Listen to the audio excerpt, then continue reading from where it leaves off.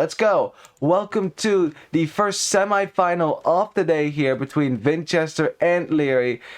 In the purple, we have Vinchester playing as the Indians. Perfect. And in the green, we have Liereyy playing as the Japanese. Alrighty, good start to the game here for these two players. Alrighty, kept here saying, best cast ever. Well, thank you. And you're welcome, Nico. Really appreciate you guys too. You guys are so awesome. That's what totally gives me the motivation to cast here. Also because the game is just awesome. After 20 years, man, after 20 years, it still brings out the awesome plays. It brings out the excitement and nervousness. Like even casting as far the quarterfinals, I got so nervous during some sets, like so excited and thrilled. I just do not get that feeling while I watch other sports, honestly. Maybe if the Netherlands actually make it into the World Championships and almost win, I mean maybe then. But that was 2010. Oh, Spain, why did you have to knock us out? Alrighty, well that's a different game altogether, of course. Let's talk about this game at present. So, let's have a look at the map then, because of course in King of the Desert 4, the only map that we will be playing on is King of the Desert 4 Arabia, which tends to spawn in a certain way here and there. There's usually a bunch of hills around your town center, usually in a bowl shape as well, as you can see, and well, woodlines spawn from 2 to about 4, I think. That's the variance in that. And it looks like the woodlines for Vinchester are spawning in a really nice way if he wants to wall around them. But it does mean that none of his woodlines are safe if Liereyy decides to go for archers, which, him being Japanese, he very well might. If we look at Lierey's base, though, it's a lot more open. It's kind of like a box. If he wants to wall it, he'll have to wall all the way across the front, which is a lot to wall. So I'm not sure if that's how he's going to wall it at first. For Vinchester, it's mostly the left side, actually, that he has to wall, which is actually a very important side for him, because that is where his main gold is. His berries are on the left as well. There's the secondary gold over here. So if you want to town center this, that would be a really nice spot, actually. Got some stone over there. We got gold on the other side. This is really nice. If you get unlucky and this side gets denied by your opponent, you've got something to fall back on. That is, I mean, I always stress just having options is so nice. And then also an extra gold all the way out there. Yeah, Vinchester, if he wants to expand to the right, to the left, he has the options here. And Indians are a great booming civ. So we'll see how that's going to go as this villager is chopping a tree.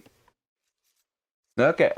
He wasn't sure what to do yet. He was just waiting for a command, chopping a tree in the meantime. Villagers get bored too, Like, villagers need to have stuff to do, otherwise they're just standing around. So I think this one, it was like, I don't want to stand around, I'll just chop a tree.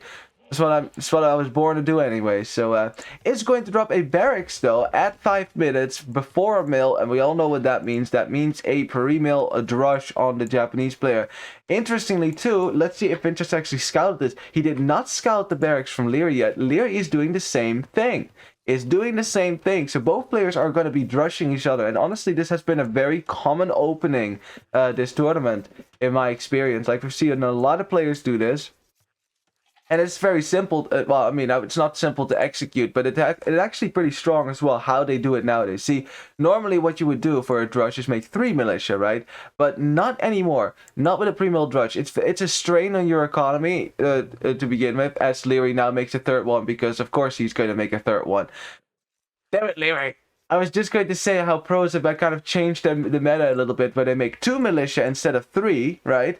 2 militia. Then while they click up, they make 2 more and upgrade them to men-at-arms. I've seen that a lot. So it's basically a pre-mill drush into men-at-arms, but this is not good for Vinchester, meeting Lierey's drush in the field here. His scout was not nearby, and he's taking a lot of damage on one of these militia now.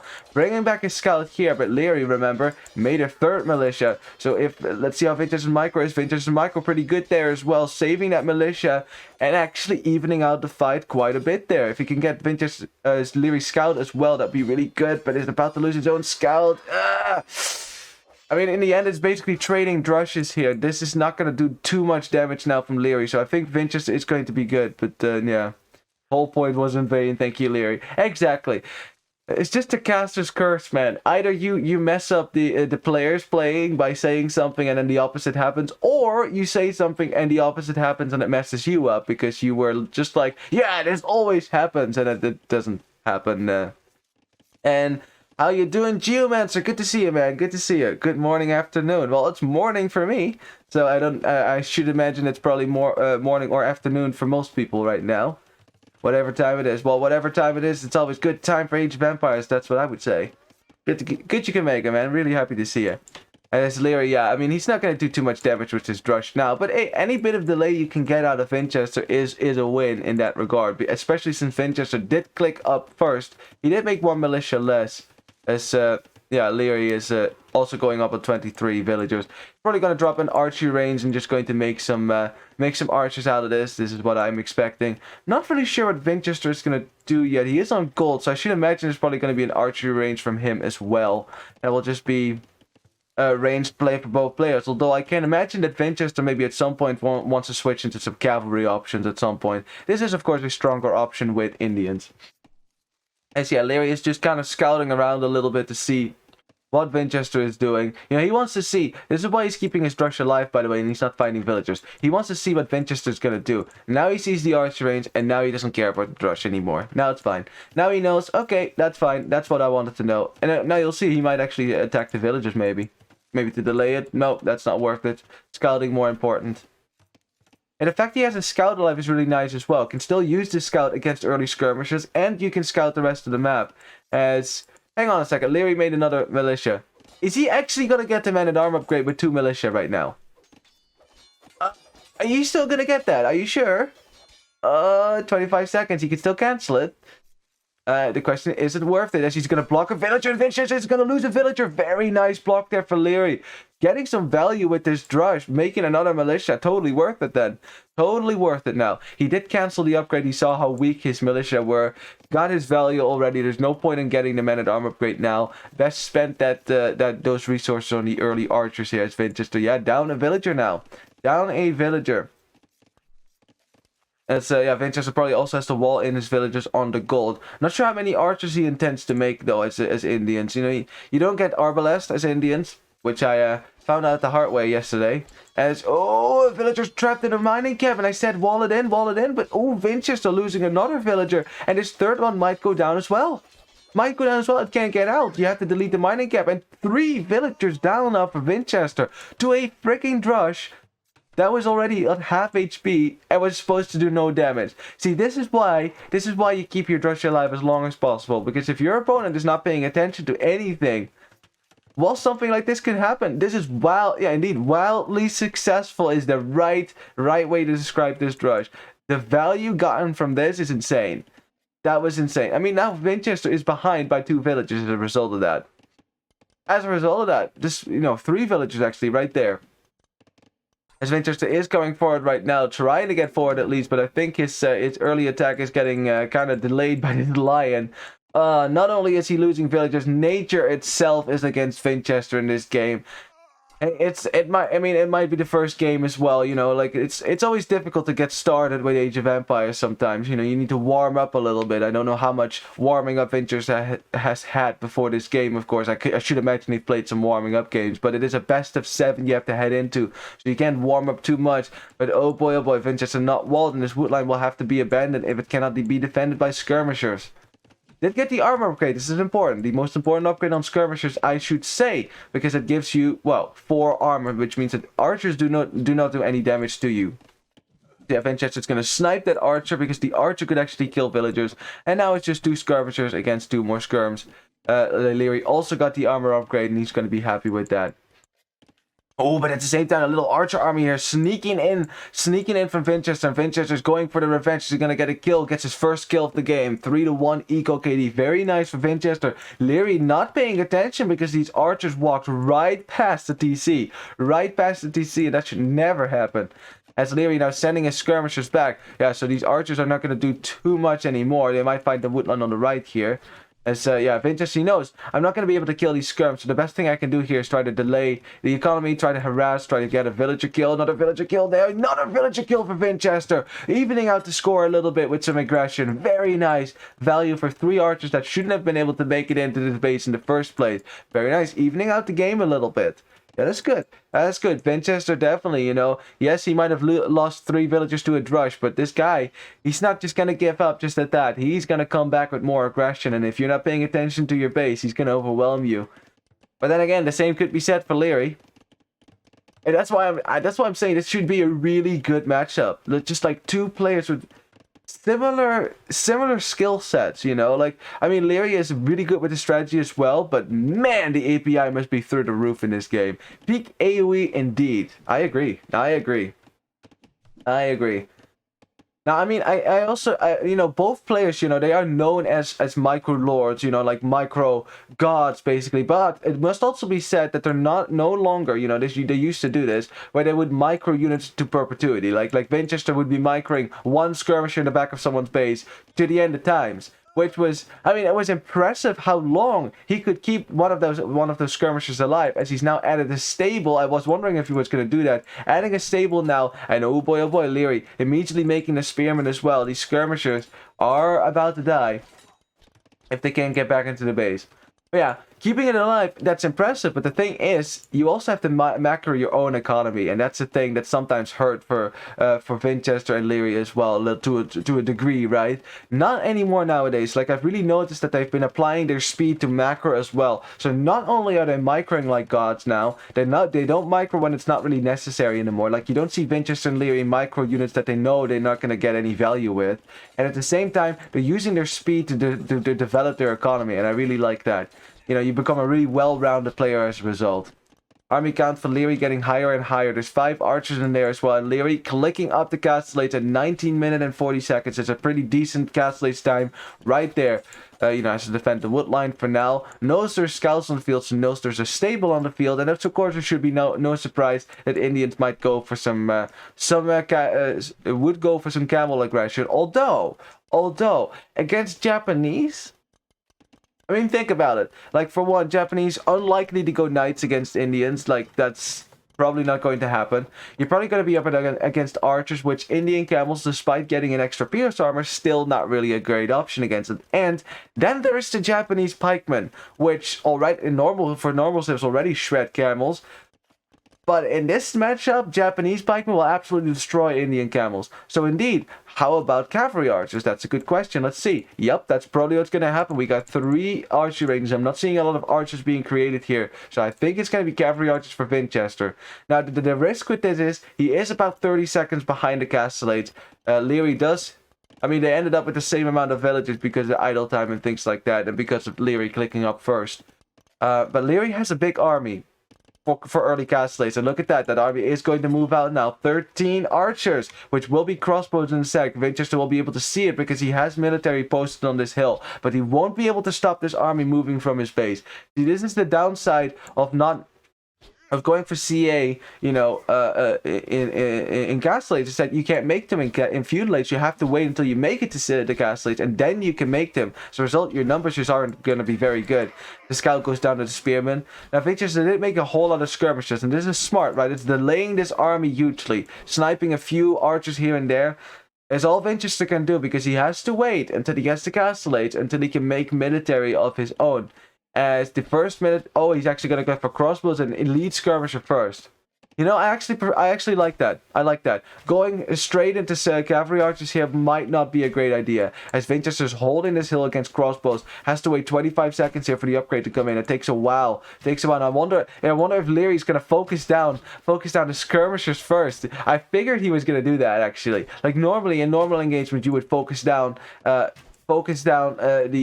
crossbows first, and Liereyy now making a knight. Oh my god, the balls on this guy, making a knight against Indians. Now that is ballsy, especially after you've seen scouts on the field, so there's a stable out. I mean, it makes sense though. If your opponent doesn't make camels, right, then knights are fine. But of course, yeah, I think just adding a camel of his own now, just to make sure that his skirmishers cannot be killed by the knight. And as soon as he sees the knight show up as well, he'll just put the camel right in front. Now, of course, neither player has a lot of upgrades on their cavalry. So, again, this is a poor knight and a poor camel right there. As we just have so much micro from both players. Look at this. All this fighting. I've been talking for like a minute here, and only two units died for both players here. Very nice. Just imagine that. I could imagine that maybe ballistics will come in for both players at some point as well. Let's see if Lierey's dropping a university. Yep, university going up as well. Can't quite afford the upgrade yet. He's getting cavalry armor upgrade right now.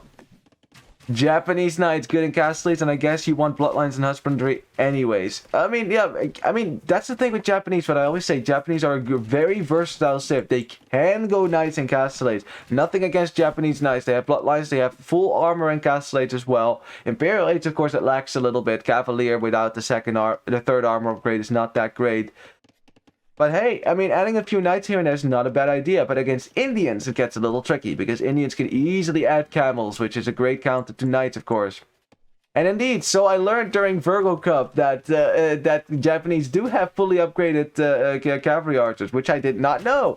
Never really considered that, but honestly, I learned then, and also during this very tournament, from from the GL team actually, that there's lots of civs that can actually go for cavalry archers. Khmer cavalry archers. Vietnamese cavalry archers, anyone? Apparently that's totally a thing. As we now have a fight in the middle here. Vinchester coming out to fight Liereyy on the hill. Liereyy does have ballistics. Vinchester does not. And the difference could be very big, as Vinchester still trying to out-micro this. But of course, do have ballistics. But there's a lot of skirmishers here with the second archer armor upgrade. And this is really good. Again, didn't have the time yet to go for a cavalry archer. We're still waiting. Also made a lot of crossbows behind, so these knights aren't as good, you know, but lacking so armor and bloodlines as well. So this is a good fight for Vinchester. Look how many crossbows have gone down for Liereyy. Look how many crossbows have gone down. That is great. That is great for Vinchester. Virgo Cup, great guys. Yeah. I'll never forget that Doubt Korean cavalry archer plays. Yeah, this is true. Just Doubt things, man. If the civ has cavalry archers, chances are Doubt will go for them. Chances are, as look at Vinchester cleaning up Lierey's army here, keeping his own skirmishers safe with a few camels, not a lot of camels, because he didn't want to make a lot of camels. Liereyy has gone for a second town center now. Vinchester has been on a second TC for a while now. Also, yeah, Vinchester now coming forward, but that is of course dangerous. There are still knights there, and despite them not having the second armor upgrade, doesn't mean they can't help kill these crossbows. Yeah, Vinchester's going to back up now. Dropping a siege workshop defensively in the front of his base, just in case the pressure gets overwhelming, as these crossbows make it to the end of Vinchester's base, who is going to drop a university now for ballistics. And yeah, I must agree that Vinchester's position is looking really good. There's more military on the field right now, and his Vil count is a little bit higher as well, because he got to the second town center first. Yeah, and Liereyy also, he will have to either mass his crossbows in a significant degree, and also figure out a way to get rid of the skirmishers, which siege might be the best way to do it then. Maybe with some scorpions, which are pretty good against camels and against skirmishers at the same time. We have a little fight in the middle. Ooh, that looks even-ish.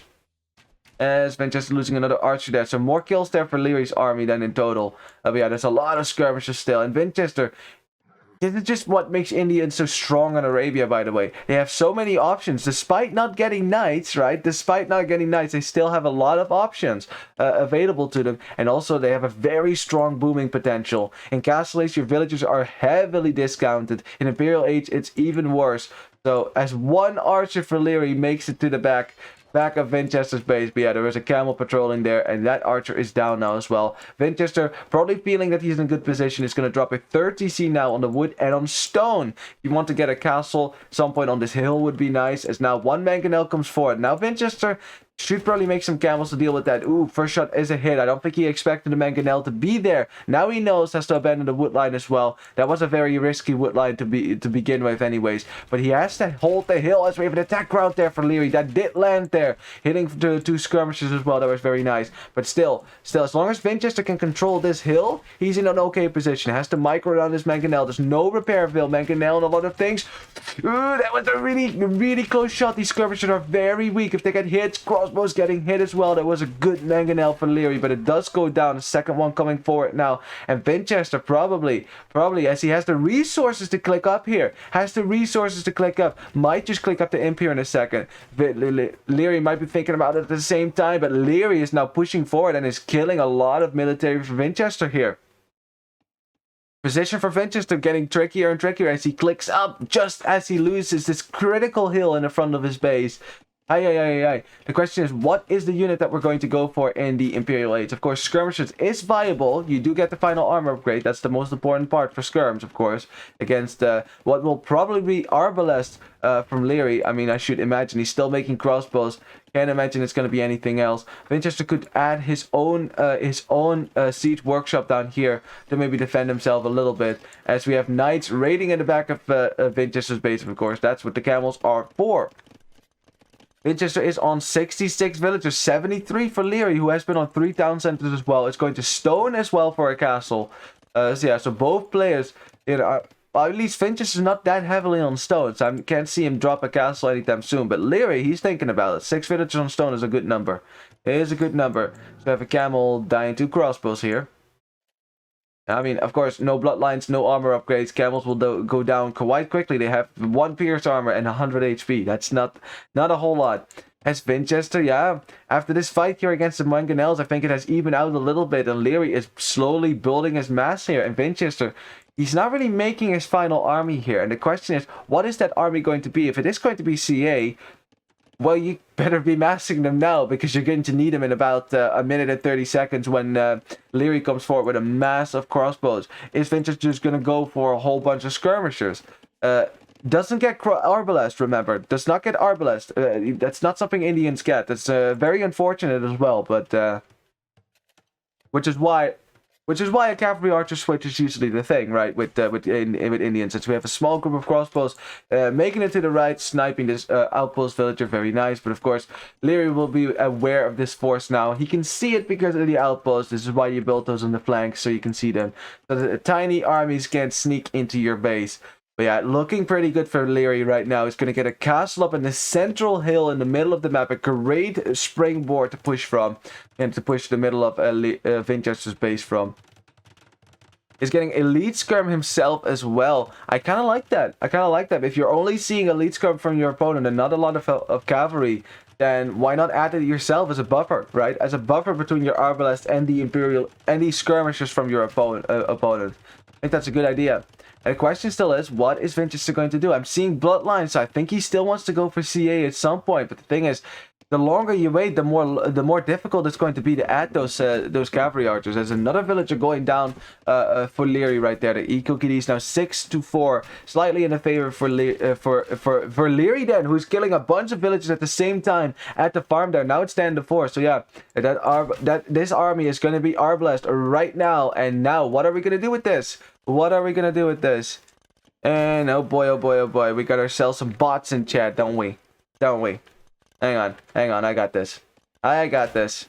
Wait, this is what we have power for. Kapow, and kapow. There go the bots. The Red Prince, the bot slayer. Yeah, well, I mean, Twitch is trying to address it though, so I mean, you know, they're trying, but it's difficult. Bots learn fast. They learn very fast. So we have Elite Skirm now defending the back of Vinchester's base, and man, is he lucky that he gets that final armor upgrade, because if he did not get that upgrade, then Vinchester would be in big trouble right now. He's getting up a TC on the bottom as well to protect his wood line a little bit. And I mean, again, if it's full elite skirmisher from Vinchester here, Liereyy will have to add something with his Arbalest a little bit. I'm talking siege, like Onager would be a great addition there. Easily kill all the skirmishers there. At the same time, we have a fight on the right as Vinchester loses most of his army to Arbalest down here. Yeah, both players basically putting out fires in the back of their base without too many villagers having been killed here. Yeah, I mean, Vinchester still... I mean... Remember, this is the counter, right? This right here is the counter. And Lierey's force is still alive. It's... Both players also have ballistics. We have armor. We have cavalry armor now coming in for Vinchester as well. He was going to add some light cap then, in addition to his trash. Also adding some bombard cannons, which is not a unit, by the way, that Japanese can make. And not having bombard cannon when you're up against a ship that does get bombard cannon is tricky, right? Because if you want to push forward, if you want to do that with trebuchets, that is very difficult because they can always be sniped. Vinchester is heavily on stone, not heavily, but he is on stone right now. Might drop a castle maybe over here. That would be a really nice position. As Arbalest about to hit the wood line, Vinchester does notice that, but that doesn't mean that villagers aren't going to go down. It's 94 villagers to 96 now, because Vinchester killing a few villagers in the back of Lierey's base here on the wood line. Very nice. Fighting them with those 2 camels he had left from the castellates right there. Another castle almost going up here for Liereyy, and he's going for late game control right there, controlling hills. And this is exactly what Lierey's teammate Hera always says, like in the late game, getting castles up around your base on hills, very nice. We have a bombard cannon now making short work of these arbalests while the skirmishers distract them. Yeah, bombard cannons are actually a deceptively good counter unit to arbalests. They outrange arbalests unless they're British, and well, they do splash damage as well, which sometimes helps in these little matchups here, because archers do tend to bunch up. We got Thumb Ring coming in now, pretty essential upgrade for both skirmishers and cavalry archers. But again, not seeing any cavalry archers yet. Vinchester refusing basically to make them. Refusing to make them as Liereyy is getting infantry armor. Wait, did he make samurai? He made samurai! Pog. Look at that. Look at that unit. Spirit of the Law is so proud right now. He's probably watching this and like, yeah, go Japs, go Japs. Although, you know, but not like that, because Spirit of the Law, you know, he has such a nice soothing voice to listen to. But we go like, yes, go Japs. God, I love Spirit of the Law though. Oh yeah, there you go. Bombard cannons on the castle, and it's not like Liereyy has an answer right now. It's 45 to 36 military, even though most of the military that Vinchester has on the field right now is trash, as he's making hand cannoneers and still more crossbows. Also stonewalling up the left side. I love this. I love this so much. Bro should be doing this way more often, man. Just stonewall parts of the map. There's no reason not to do this. And now immediately, an archer player like Liereyy suddenly can't go across the left side. It makes perfect sense as the freaking samurai coming forward. Let's go, samurai! I mean, they absolutely died archer players, so I don't think it's gonna save us. It's going to help very much here. Yeah, samurai to kill elephant archers, which I mean, if any player's gonna make them, it would be Vinchester, but I don't think. Well, Vinchester or MBL, I guess, but MBL's not in the tournament anymore, unfortunately, and Vinchester, I don't think he's gonna be silly enough to make elephant archers here. I mean, you're literally making the one thing that samurai counter in this matchup. Well, that and I guess infantry dies to samurai as well. Yeah, I don't think samurai. I mean, it's a fun unit. I love that we're going for samurai right here. They have gotten a melee an extra melee armor now since the buff, but. Yeah, well, but there's no melee unit on the field besides light gap, and I don't think that's your biggest problem here. So yeah, bombard cannon numbers getting higher and higher. Crossbows, not the best unit against arbalests, especially because they lack 1 range and some attack. But for the actually they don't like a range compared to arbalests, do they? No, it's the exact same range. You know, the attack is very similar actually. It's only, let's see, that's 10 attack and it's 9 attack. Yeah, it's just 1 attack difference. Really, if you do have chemistry and bracer, getting crossbow against arbalest isn't that much of a big deal. It's like a bit less of HP and a bit less of attack, and that's about it. You know, it's not great, but it's okay, right? It's okay. As Liereyy stopped repairing the castle, he's going to try to go for some raids to the left, for the right. Is there a hole? But Vinchester stonewalling that in just in time as well, making sure that these freaking samurai don't get anywhere. So we see Liereyy also out-micring the crossbow shots, and we got a raid there. Thank you, Frosty Janissary, there for the raid. Now we get to hear my little raid video. I love it. Wow, that's awesome. Thanks, you guys. Welcome. We are casting King of the Desert 4 semi-finals, so set down for an awesome set here. Awesome set. Man, I really love my little rating video though. I really like it. Man, well, thanks you guys. Welcome, and let's see as Vinchester's dropping a forward cast now on this hill, and Liereyy on the back foot as he's making cavalry archers now. He just does not know what do we make against this ball of military. The arbalest play has not worked right now. The samurai play definitely did not work as hand cannoneer indeed. insane hand cannoneer coming in here right now. I mean, seeing Samurai is one thing, and then hand cannoneer, yeah, it's a great counter to it, honestly. As Vinchester is snowballing his momentum right now with crossbows. He's not even making cavalry archers of his own, doing it with a Castle Age unit with Imperial Age upgrades. So we have spearmen, we have light cav raiding the farms a little bit, and Liereyy is losing the front of his base. It's 144 villagers to 97, only 37 military to 54 for Vinchester here. You know, Liereyy still trying to break through, and Indians do have better hand cannon here too, that's true.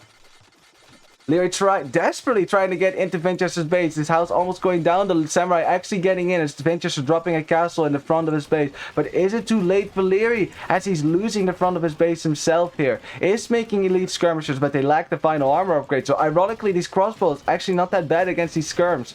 It's the irony. The trebuchet coming out, bombard cannons coming forward, man, and oh boy, oh boy. Oh boy, as the Samurai, ooh, are they gonna deny the castle? Don't tell me this is a doubt castle. Vinchester having to send more villages now, because it would have been a doubt castle otherwise. Oh, Vinchester. Ooh, that is too close for comfort, man. Now, don't you let these Samurai wreck your economy now. Still 130 villages there for Vinchester, and all he has to do is just open the floodgates with the light cap raids. Not something that Japanese can so easily do, as the hand cannoneers are being sent back here to deal with the Samurai, which should easily go down this. Yeah, look at that. Samurai in real life did go down to hand cannoneers as well, and so they do in King of the Desert. And oh, Vinchester, look at the trap. That's so good. Look at that. And now where are the Samurai going to go? Right in the hand cannoneers. The last Samurai indeed. Oh boy, painful memories. Painful memories. This is probably how it went about how it went too. And Liereyy says GG. Wow, what a game. What a freaking game. That went from 0 to 100 in like no time. And Vinchester not making cavalry archers, can't make arbalest, does it with crossbow, with elite skirm, hand cannoneer, and freaking light cap. What a game. G to the G. That was so good though. And honestly, this move right here, stonewalling up the left side, so important as well. Because Liereyy could never raid on the left side where a lot of economy was for Vinchester. And I always say this, why don't pros wall more? And you see so many times that pros get rewarded for stuff like this as well. And it's just fantastic. Vinchester also never losing control of the central hill. This hill right there. If he had lost control of it at any point in the game, you'd think that Liereyy could capitalize on that, but at this point, Vinchester just didn't take any damage, and the eco killing was much, much better for him.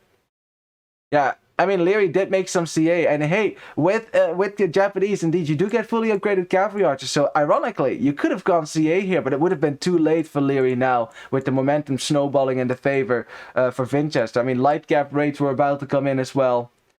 I am surprised indeed that Vinchester did not go for cavalry archers, but with the momentum that Liereyy would have had, as opposed to, you know, with cavalry archers being kind of trashy if you don't have a big ball of them, especially against arbalest, that probably wouldn't have worked. I like the fact that he went for a big ball of elite skirms, probably was the good way to go. Yeah, and indeed, light gav, a very scary 2+4. Oh boy.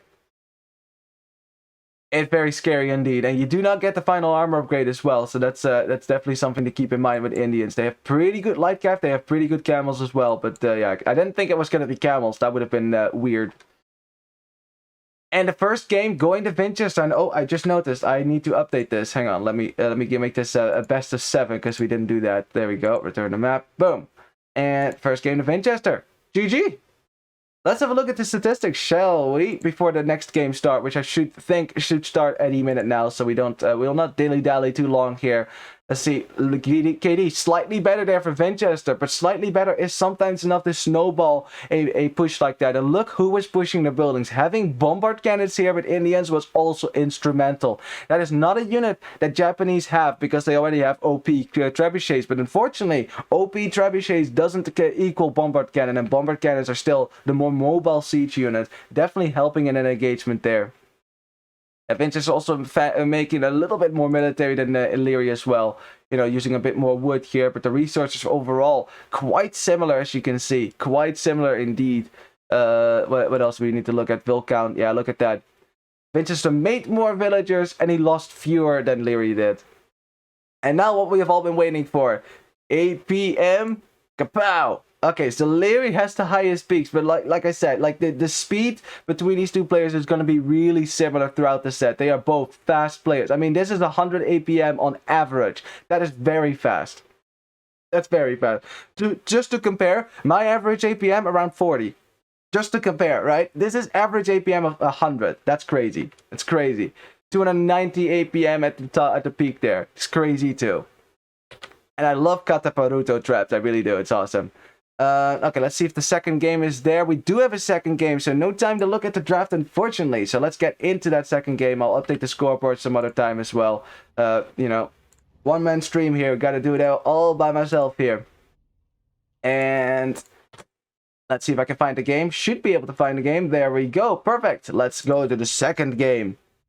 Oh man, Liereyy probably has to pull out all the stops here if he wants to, you know, wants to stay in the tournament, because going down 1 to Vinchester, I mean, it's not the end of the set. Obviously, it's a best of 7. Anything can happen. But I would say, because stamina is a thing, right? And the longer the set goes, the more tired players get. Winning the first few sets, probably very important here, I should imagine.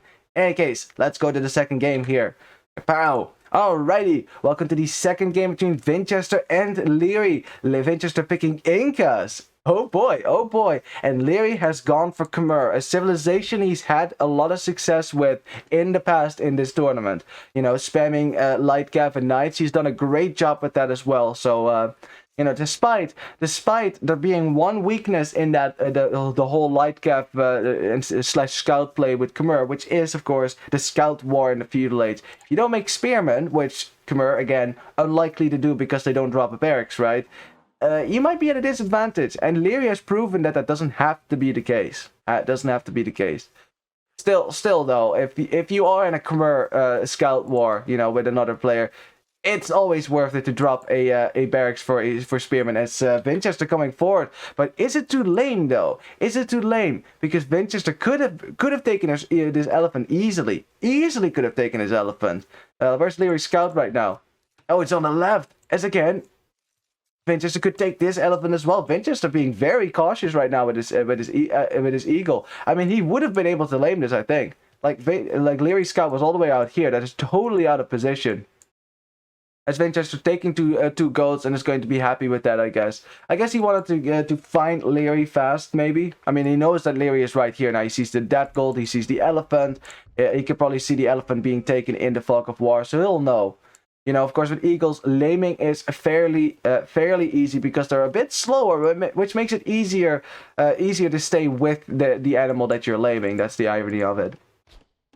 Now, in any case, let's have a look at the map first, and we'll talk about the matchup second. So it looks like we have 3 wood lines here for Liereyy. They're kind of spread out, one on the back, which is fairly safe. Got 2 on the front, but that means the left side of his base is very open. And of course, on that side, that's where all the hills are.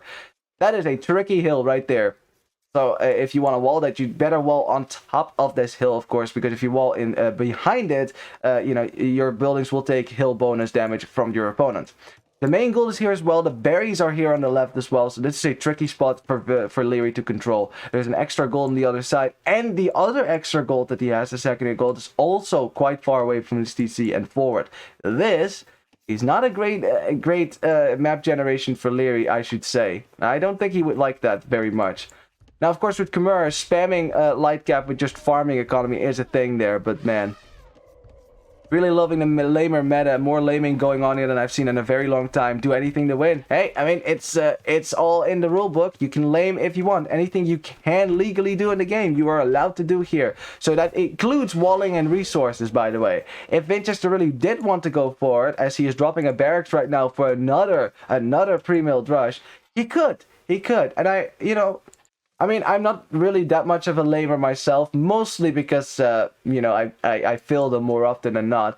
But definitely, if you feel like you're the underdog, sometimes you need to do stuff to even out the score a little bit here. As Liereyy, he's more interested in pushing in his deer right now. Hasn't really scouted Vinchester yet, and Vinchester has scouted, of course, where Liereyy is. He's going to continue scouting him now. Of course, Liereyy better stay away from this eagle as well, as the eagle could kill the scout cavalry with ease.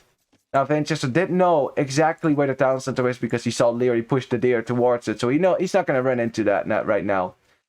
And there comes the 2 militia drush right there. Like I said at the start, like it's this has been a very common strategy in King of the Desert 4. In all honesty, here as we have 2 militia being brought forward before the mill goes up, and what often happens as well is that players make 2 more militia if they keep this drush alive. That is right. Make 2 more militia as they go up.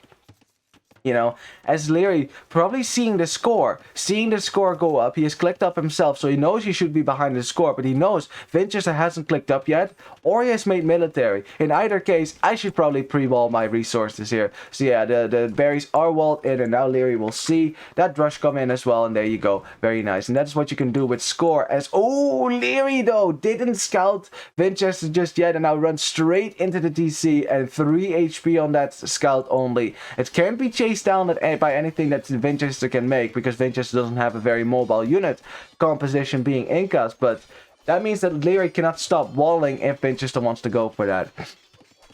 Liereyy, let's see, it's 18 pop, it's going to go, well, I don't think it was going to be an archer range at first, but now we're going to go to gold, so I should think Leary's probably going to make an archer range now to adapt to what is happening here. As a drush, yeah, is just trying to break into the mill. I don't think he's going to be able to do too much here, and Vinchester will know that. He's going to look around. He also sees now that Liereyy is on gold. This is good information because it tells you what is going to come up right here. And indeed, it is a archery range. Very nice. What Vinchester is going to do... Making more militia, see? Making more militia as you go up. See, this is pretty standard right now. As Liereyy needs to be very careful because Vinchester could easily kill the scout with 1 hit. Yeah, the archer range will be up here for Liereyy. He will start to make some archers as well, basically to defend himself. Maybe not what he planned to do with Khmer, but I think it was supposed to be a scout build. But in the end, it's going to have to be archers for now. You gotta learn. You gotta adapt, obviously. So now that 3rd militia coming out for Vinchester, and I think with this on full HP, I think he's gonna get the man-at-arm upgrade as well. No reason not to get the man-at-arm upgrade. Got 2 idle villagers there. Okay, that's gonna be addressed now. Those villagers are probably gonna build an archer range as soon as we hit feudalate. It's gonna be archers though. 3 on gold. Yeah, so a drush into archers. And technically now it's a men-at-arms rush into archers. Of course, there is going to be archers out for Liereyy as well. Vinchester, I mean, he delayed a little bit, caused some idle time because of these walls, but in the end, Liereyy is going to be fine here. He's the first to get to archers, will be able to push this force away as well, so I don't think it's going to be too much of a hassle, in my opinion, at least. Yeah, at this point, like, the most value you're going to get out of this drush / men-at-arms is Vinchester actually cancelling the upgrade because he knows it's barely worth it at this point. The best he's going to get out of this is some idle time on part of these archers, because these archers are now not being sent forward. Hitting, for example, Vinchester's berries, which are kind of forward as well. We didn't actually talk about Vinchester's resource. The fact that he has a gold in the back next to a wood line, fairly nice. That is really nice. That's easy to wall in and protect. Blacksmith coming up as well. As Drush still alive, could technically, again, if Liereyy, he has to babysit his archers, because if he doesn't babysit the archers, Vinchester will try to kill one with this Drush. He can do it. As, again, Skirmisher play and Eagles. Ooh, interesting. Vinchester making an Eagle here. Now, Eagles, honestly, are a great counter to archers, but not so much in feudalates, and kind of in castellates, it's kind of sus as well. It's really Elite Eagle that are the great unit against archers. And the reason for that is that Elite Eagle moves so much faster than Eagle Scouts. Even Eagle Warriors already move faster, and if you get Squires upgrade, that makes them move faster as well, which is really the most important thing. You need to close the distance between archers and you as fast as you can. That's why Elite Eagle Warriors are so much stronger. As Vinchester, yeah, with some skirmishers trying to snipe as many archers as he can, it's going to be difficult for Liereyy to add his own skirmishers because of the eagles here. As Vinchester microing his drush and his eagles around to hit the archers in the back. At the same time, the skirmishers kind of dying to Vinchester's rush as well. Liereyy fighting with villagers right now. It's kind of messy here. It's kind of messy. Lots of stuff going on here. Again, it's only skirmishers for now for Vinchester, so you can fight those with villagers, but you don't want to fight the eagles, of course, with villagers. Still have 4 attacks, still could kill a villager here, as this villager's kind of far out. Oh boy, oh boy, oh boy. And Liereyy still has not been able to move out here. It's not been great for Liereyy so far, but he is holding on. He's holding on. Fighting with villagers where necessary. That's a good call as well. It's a good call to fight with villagers here, honestly. Like you can't just let this army harass your gold like that. As a result, Liereyy has been able to take gold for the last moment now. Is also making scouts right now, as you can see, dropping a stable. That's let's see where that stable is, right there in the back. Vinchester probably has not seen that stable just yet, so he won't know. Yeah, he won't know that that is added. And now it's Lierey's turn to add scouts against the skirm play from Vinchester. But of course, it's fairly easy for Incas to add some spearmen as well. I mean, this is why Incas are actually an underrated eagle sip, in my opinion, you know? Like, because a lot of people, they think, oh, they lost their tower play, right? Because the villagers don't get their buffs anymore in feudal age. That's true. It's definitely nerfed now. Towers aren't as strong anymore, and villagers aren't as strong in feudal age either. This is true. But if the Incas have a lot of options, of all the Mesosips, they might be the most versatile of them all. You know, having a great counter, a great and affordable counter to the one big counter of eagles, which is longswords.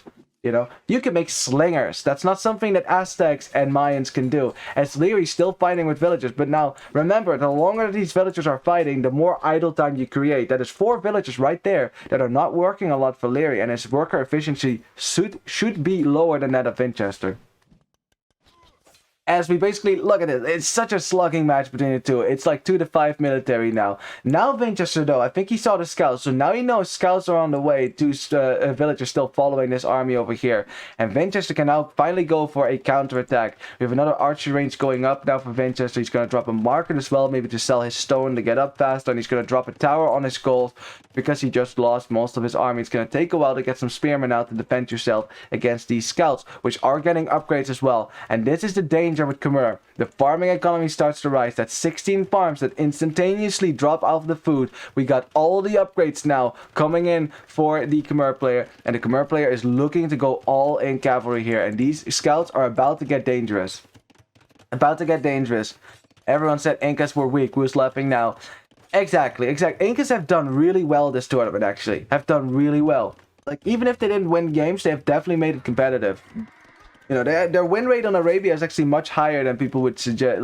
People would think. I think it's like around 54 or something like that, or 50, on the higher end of the spectrum. As we have a few archers now from Liereyy behind the wood line. There's no tower here. Remember, this is Vinchester's only wood line. He's not taking the forward one. He's not taking this one as well, which might be a problem in the long term here, because it's gonna force Vinchester to continuously address the threat in his woodline. But he is clicking up to castellates now. Couldn't sell his stone anymore because he dropped a cheaper tower, but Vinchester is on the way to castellates. It's gonna drop a second barracks now, so he can go for probably some eagle/spearman play against what should be full scouts for Liereyy. But I guess Liereyy deciding against that instead is going to click up himself. Probably the wise move here if he thinks that Vinchester has clicked up. Vinchester's gonna wall on the left here. But yeah, that is 4 archers now with fletching in the back of your wood line. Yeah, Vinchester defending with archers of his own is having to micro this now because he's outnumbered here as well. Yeah, Lierey's waiting for an overchop. He's clicking up the castellates right now as well. 1 minute behind to Vinchester, so Vinchester is going to get up first. But yeah, of course, Liereyy can immediately start spamming knights in the next age. Has a lot of farming economy, and of course, it's Khmer farms.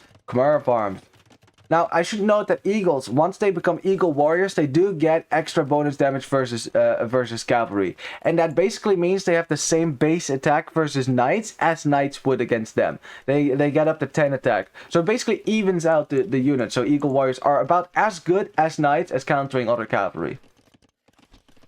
That's you know, honestly, this is why I think this addition right there, adding what kind of attack damage units have, is really nice. It's really nice because you can see how much work has gone into balancing units behind the scenes that you don't even see normally. You know, to balance out units so that they don't, you know, especially eagles, so that they don't fall behind other sips. I think that's great. As we now have a town center on the left on stone. I like that. Maybe a town center on wood would be a good option as well, but I don't think Vinchester can quite afford that right now. He's getting the Eagle Warrior upgrade as well, and now sending this force forward. And the wonder is, what is Liereyy going to do? Well, Liereyy is going to tower his gold, is going to wall in his gold as well to make sure that these eagles cannot get in. And Not seeing yet what unit he's going to go for. He could go for crossbows, he could go for knights. I should imagine it's probably going to be knights, but of course remember that the Inca player can easily add in some pikemen as well. Now we got eagle warriors, as you can see on the attack bonus. There you go, 3 attack bonus versus cavalry, just like knights, 10 base attack basically, but only against cavalry, not against anything else. That's important to note. So they kill villagers less fast than knights do, but of course the trade-off there is that you have more pierce armor. So. And yeah, with this DC going up, and Vinchester probably wants a castle. You know, the fact that this went up on stone should tell you what Vinchester wants to do with it. Everyone ganks until they realize helps at 17 bonus damage for the ships, and they do, and it makes sense, right? I mean, they have a weapon that can literally poke holes in the hulls of ship, so it makes sense that they would be able to kill. Very fast. Oh, Vinchester, so good from him as well to check holes in the woodline. And Liereyy, he was looking for that. He was looking for holes and seeing if Vinchester had forgotten about that. And Vinchester paying attention to this because these scouts, they might still be feudal scouts, but they have full upgrades for feudalates. They could still wreck villagers there. So yeah, that's good. We have a siege workshop going up. We have a monastery going up because of course we do know it's going to be knights, and also light cap coming out now for Liereyy as well. I think that's a great upgrade as well. If you expect monks from your opponent, which if you're a knight player you should, especially from a meso civ, which will not counter with their own knights, you have to have a counter against the monks as well. And having some light cap, very good. I can only imagine what hand cannons do to ships. Apparently nothing. I don't think they have any special bonus to ships, no. But they do have very high bonus, high damage anyway. So I don't think they would need bonus damage there. That would be very OP actually. And again, something that's not fair for. I mean, the more you buff hand cannoneers and bombard cannons, the worse it is for meso civs because they don't get any of that. You know, like that's why it's difficult to buff hand cannoneers, because it immediately nerfs eagle civs. Immediately, because they don't get that unit ever. Like at least with non-eagle civs, they might get bombard cannons or hand cannoneers, but eagle civs don't get either of them. It's just historical. Yeah, that's true. That's true. Swivel guns, huh? Let's see how. We have a siege workshop defending Vinchester's base for now. Liereyy pushing across the map now with knights. Is only on 1 TC, so technically Liereyy right now, having dropped the tower, is all in knights for the time being. Now, of course, with all-ins, it's always important. The first wave, right? The first wave of attack is very difficult to withstand here, as Vinchester is on 3 town centers. Now, if he can hold on for the time being, then he's okay. He's gonna drop a castle now between his 2 town centers. I like that. The right side of his base is going to be exposed though, as we have a hole in the wood line now. Please tell me that he's gonna know that. You gotta fix that. Knights are about to come in. And he pays attention again. Vinchester on top of things. Drops a stone wall there. Already 600 HP after like, what, 3 seconds. And there you go. Liereyy has to move away. He's trying to break through the right side now, but the left side for Vinchester's base is going to be very safe over here. Very safe on this side. This is well played by Vinchester. And as a result, he's going to stay alive longer. And the thing with all-ins... The thing with all-ins is that when your opponent gets a castle up, it gets so much more difficult. Because it's so difficult to kill a castle in castle age.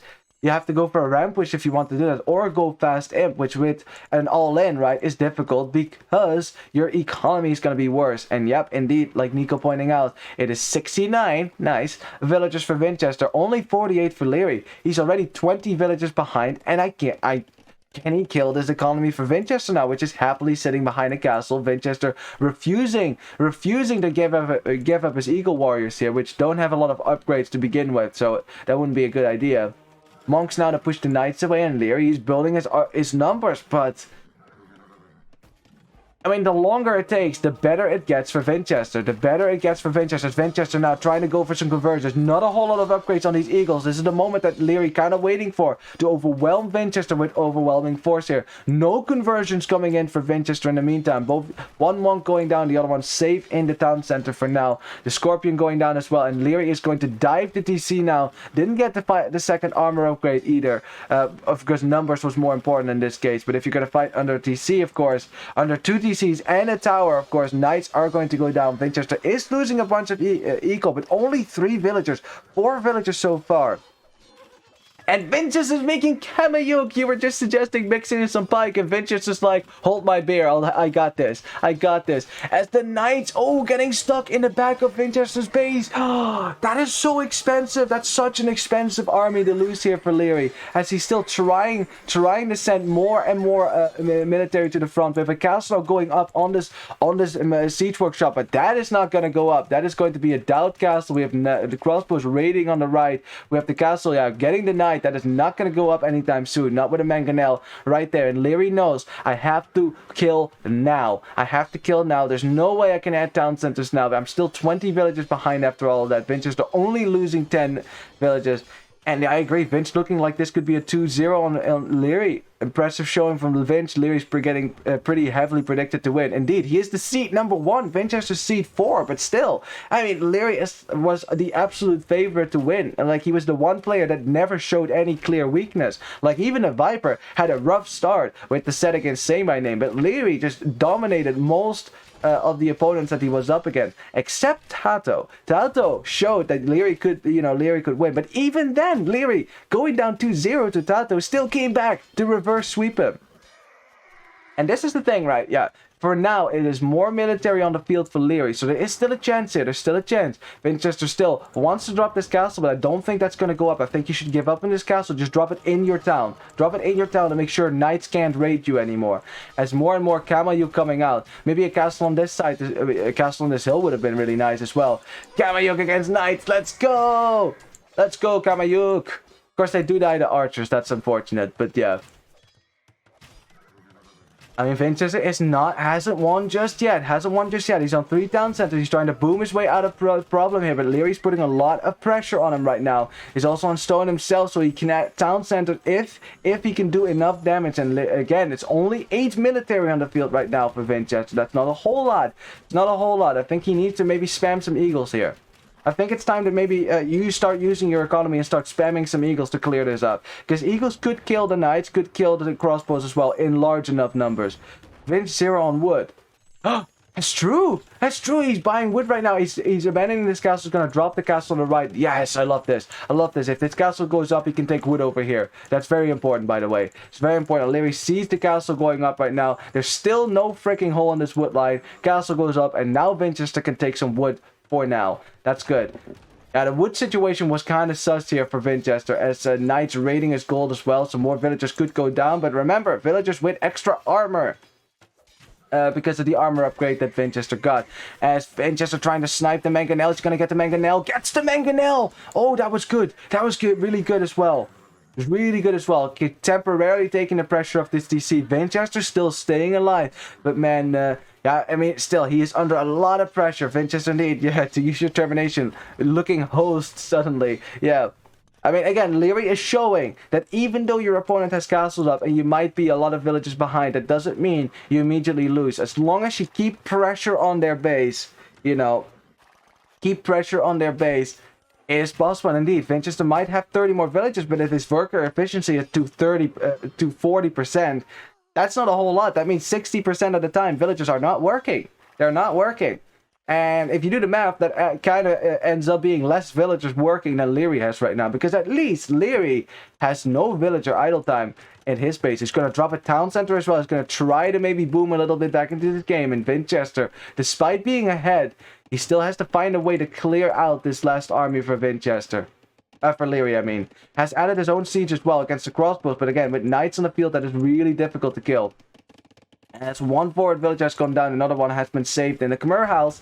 Very nice. As we have a shot, Liereyy dodging that just in time with his crossbows. But of course, Vinchester now at least as he's getting the second armor upgrade on his infantry units. Very nice. Kamayuk again, 0 base pierce armor. That's important to know, as we have a shot that lands here. As it looks like Lierey's going to commit to the fight. That's a lot of Kamayuk though. It's a lot of Kamayuk. They do get bonus damage versus cavalry. 8 bonus damage as Liereyy diving for the mangonel there. He's going to get the mangonel, but the knights fighting now against the Kamayuk. Let's see how well the Kamayuk actually do. This is the one matchup they should be really good at, but there's still crossbows behind behind. Some eagles coming around here for Vinchester to take out those crossbows. A lot of them have gone down, but a lot of the Kamyuk have gone down as well. A shot landing on the crossbows. That was a really important shot. No more crossbows for Vinchester. A lot of knights have gone down. A monk that can't convert right now.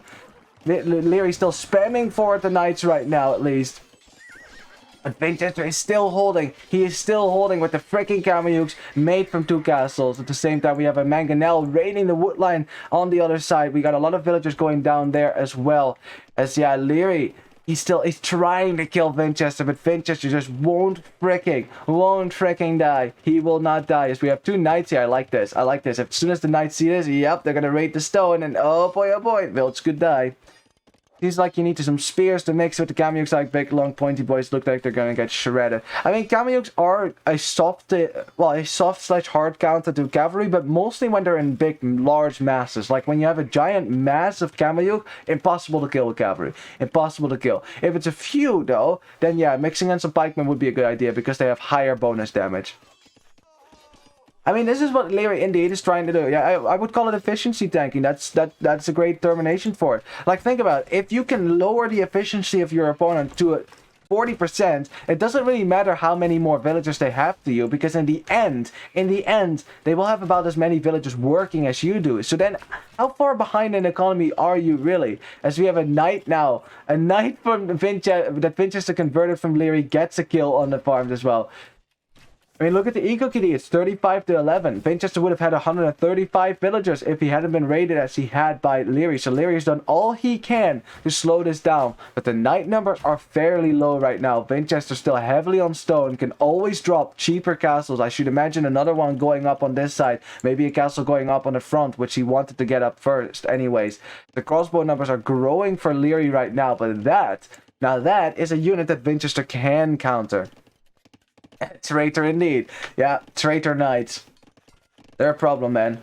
They're a problem. As look at that, the Kamyuks can actually chase this down as well. As yeah, I mean, yeah, Kamyuk will die fairly easy here to the crossbows. So yeah, if Liereyy using his crossbows here to take out the Kamyuk, and the left side has been a concern for Vinchester the entire time. He's gonna drop a tower now on this gold. There's still some knights hiding in the corner there, which Vinchester does not know about. He can't see those. Yeah, Vinchester probably is going to expand more to the right now. It's probably going to expand more to the right. I should imagine the next castle probably going up somewhere on this hill over here. So you have the gold and the gold and the wood save. Still more Kamyuk being made. Although I should imagine that Vinchester's probably going to look to clicking up the imp if he can at some point. Remember, his gold is denied. This gold is not accessible to him. He's going to drop a TC now on the wood line over there. I like that. But again, doesn't quite have the gold to click up here. He's making a lot of expensive gold units. That's some counter raiding now from Vinchester. It's the first time in a while that he's been over at Lierey's base to counter raid. There's a lot of exposed villagers because, again, Liereyy has not really protected his base so much. Liereyy is reacting to it, so he does know. Not gonna lie, Vinch failing to get control of his eco looks like a death knell. Yeah, to be honest, like that's the thing. It's a what would you call that? Well, I mean, you said death knell. I mean, you could call it it's a loop, right? It's basically limbo. Like, it's limbo. And walls would help. I agree. Some walls here for Incas. To be honest, for any eagles, walls usually help as well. Because your mobility is just worse, right? It's going to take... It is always more difficult to chase these knights around. As now Vinchester looking to take a fight here. Now he has to get the eagles to the crossbows. He has to get the Kamyuk to the knights. As Liereyy sniping the Kamyuk before they get in here. And now the knights in front. Not a whole lot of Kamyuk left. Let's see how this fight is going to go here. Much more HP on the field here for Liereyy as well. Crossbow still largely alive as Vinchester's trying to kill them with his eagles, but he just doesn't get it. He doesn't get them. Gets one conversion, gets another conversion now on the knights. These, of course, are knights with fairly decent upgrades as well. Thinning out the numbers here for Liereyy, but still, look at the army count. It's still 13 to 23, and Liereyy, despite all the odds, is still alive and even not in the worst position, in my opinion. In my opinion, not in the worst position as we have one knight dealing with a raid down here. Yeah, small eagle raids are very dangerous. Like, one eagle can easily easily kill a lot of villagers. As now with the castle up, Vinchester finally can go to stone, and it looks like he's going to make more barracks. It's going to be eagles for him. He's looking to click up to the next stage, and once elite eagle comes out, now that is something that I'm not sure the Liereyy can deal with. So Liereyy, instead, what he's going to do is going to go for some light cap raids, as Vinchester wants to drop a castle forward on Lierey's gold. Is that something that Liereyy can see? He could see that. He could see that. So that's not going to be it's not going to be sneaky here, as Vinchester now taking a fight here on the left side, still trying to kill this freaking mast. Man, the KD must be up the charts. Look at that. So many kills already. And yeah, Vinchester, despite all that pressure, is at 150 villagers right now. And clicks up the imp finally at 48 minutes. That should tell you how messy this game was. Liereyy has done all in his power to delay the inevitable. But Vinchester has managed to click up. And Liereyy is not going to click up anytime soon. He is getting more upgrades on his cavalry right now. He is hoping to raid Vinchester to death, as Vinchester bringing forward a lot of villagers right now. And oh, look at that, he's already preparing the mining camp, because he knows that is my gold now. And Liereyy, he didn't respond to it yet. Now he sees it. He didn't see that castle go up, and now he loses one of his central gold, the only gold he was taking right now. Oh, that's a disaster. Has to go to this extra gold out here right now. Has to spend a lot of gold on knights. Still an expensive unit to make. Raids everywhere. I think indeed Vinchester right now should immediately just stonewall this up, stonewall up the side, stonewall to your castle. I mean, just stonewall everything. If you're going to be up against light cap, you don't want to get raided in your own base. You want to be the one that does the raiding. You know, if you see light cap play as well from your opponent, you know, as Vinchester losing a bunch of vills on this gold is of course not that safe. If your opponent goes for light cap, you know they're not gonna get up the imp anytime soon. So this is the win condition for Liereyy. He has to raid all these areas out here. If he can get the raids in on that, if Vinchester can't lock down his base, Liereyy still has a chance here, but it's gonna get really difficult, especially as the eagle raids are about to start. And how do you stop masses of elite eagles in your base? Then again, how do you stop a lot of crossbows in the light cap in your base as well? I mean, you have castles, but man, that's 4 castles on the map for Vinch right now. As the eagles and cameo coming for it now. And indeed, I mean, I don't think, again, the rating can be how Liereyy wins, but maybe, right? Maybe he can continue the success that he had so far. I mean, he definitely stalled Vinchester big time. But now it's imp. Is Liereyy going to continue to play? And Liereyy says no. Liereyy says no. It's elite eagle warriors now. That I can't deal with. That I can't stop. And another victory for Vinchester here. GG? Vinchester, man. It's a beast. He's a beast, man. He's a beast. He's been playing so well this tournament, and I was wondering, how is Liereyy going to stack up to this? And Hera is probably looking at this right now, and he's nodding like, yep, this is how I felt too. You know, this is how I felt. Vinchester's a beast. Oh man, Vinchester, the AM Slayer, basically, if he wins against Liereyy, that is. Man, wow, what a performance for Vinchester. What a hold as well. It looked very, very tricky right now. It looked very tricky for Vinchester for a while there. For about, you know, throughout Castle Ace, Liereyy put so much pressure on his base. Did such a great job. Definitely showing that even though a castle is up, doesn't mean an all-in can't work. But Vinchester, you know, being the incredible player that he is, held on despite all of that. You know, despite losing so many villagers, you know, 58 villagers in Castleades, that's a lot of vills to lose, honestly, right? Holding on and, yeah, coming back to win. And, I mean, again, with Eagle Sifts, again, if you get the Elite Eagle Warrior, that's your winning condition right there. If you can get Elite Eagle on the field and your opponent is not fully walled and is not, it does not have the counter on the field, then, yeah, they're kind of screwed. They're kind of screwed. I mean, it's either Paladin or, I guess, Champions, maybe. If anything, Vinchester could tell you that Champions will save you against Eagles. If you haven't seen the set between him and Mr. Yo, I definitely highly recommend you watch that one as well. But man, what a performance. What a performance. And yeah, again, it's time. I mean, Liereyy wanted to go all in knights and kill fast, but he wasn't able to kill fast. Vinchester also stalling it out with a castle, and that was great foresight from him to get a castle up as fast as you can against Khmer, because he knows that Liereyy has done this many times. All in Khmer knights, it's a lot. And yeah, It was indeed. Like, this was all due to damage control. That would be the right word to use it. Because, I mean, there's fires everywhere. And you have to be the yellow dog sitting in the middle of that fire and say, this is fine. This is fine. And really, it was fine. It was fine. Even if it didn't look that way. Vinchester still managing to get his win there. Now, Liereyy is down 2 games. I mean, this is Liereyy we are talking about. This is not the first time in this very tournament that he has been down 2 games and still comes back to win the set. But the longer this goes on, the more difficult it gets. And Vinchester getting 2-0 on Liereyy here is a great way to start the set for him. Because these are the games where both players are going to be most fresh, right? Before fatigue sets in. And like I said, that is something that plagues both Liereyy and Vinchester. Like, I heard talk about a matchup between, like they were thinking about what would a matchup between Viper and Liereyy look like. And they said, like the commentator said that Viper would be better in a longer matchup than Liereyy. You know, the longer the set goes, the better it is for the Viper. And if that is true, then in this set as well, you know, winning the first few games in a long set should favor Vinchester heavily as a result of that. But again, it's a best of 7. Anything can happen. Game's not over yet. Game's not over yet. Look at that vill count as well. Made 200 villages as well. Way more than Liereyy as well, you know, because he was on more town centers. Looking at the APM. Like, look at this average APM. Look at that. The peaks around 140 all time. Again, 100 APM on average. That's really fast. That is really fast. God, that's awesome. That is awesome. GG. Alrighty, well, let's see if the next game is there. I should think so. No, it's not. So that gives me some welcome time here. Some welcome time to maybe sort out my own stream a little bit. Because, of course, I did want to go... I did want to get my scoreboard up. Which I didn't.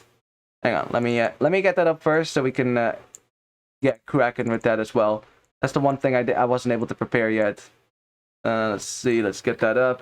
Liereyy being seat 1 should be player 1. And then we have Vinchester on the other side. Perfect. And then we have 0-2. Alrighty. Well, that's better. That's much better. Okay.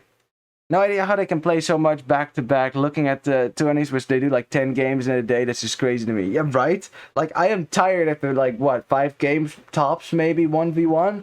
Going for 7, let alone 9 games. Tomorrow, the finals, 9 games. 9 freaking games. Imagine having to play 9 games at the pro level, not just casually, like, you know, like people at the lower ELO would do. No, 9 pro level games. That must be exhausting. Must be exhausting.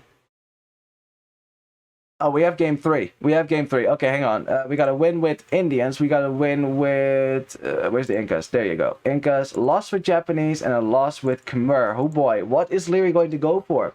I mean, he tried archers. That didn't work. He tried cavalry. That didn't work either. So, what do we do here? Cavalry archers? Do we try... of course, cavalry archers very difficult if Berbers get picked on the field as well. Do we try Chinese? One of the stronger civs in the game. I mean, if Vinchester thinks it's going to be Chinese, he could pick Vietnamese as a counter pick there. All the mesos made it out advanced, right? Right? I mean, when did that ever happen? At least one meso civ has been banned for all these sets so far, but yeah. I'm not sure if he is trolling or not. I think he also, like, Vinchester has been picking Celts. In Lierey's defense, Vinchester has been picking Celts a lot. And we know Vinchester is a very aggressive YOLO player. With, you know, potentially, not necessarily, but potentially, right? So maybe banning Celts is might be an idea. But honestly, I think there's stronger civs to ban because I don't think Celts have won a single game in this tournament so far. I haven't seen them win. Maybe that might have been in a set that I haven't casted, but I don't think Celts have won a single game. At least not that I have casted, so... Yeah. I mean, I don't think it's like Viper banning Vietnamese when Vietnamese were an absolute trash civ kind of trolling. I don't think it's that. I think Liereyy has his reasons, but... It is, in my opinion, there's stronger civs to ban. I gotta go get Ornlu's stats page. Oh, you go ahead and do that. Go ahead and do that, as we have... 11 seconds of spec delay. Well, that's doable. Huh? We can live with that. We can live with that. Let me get a sip of water then in the meantime.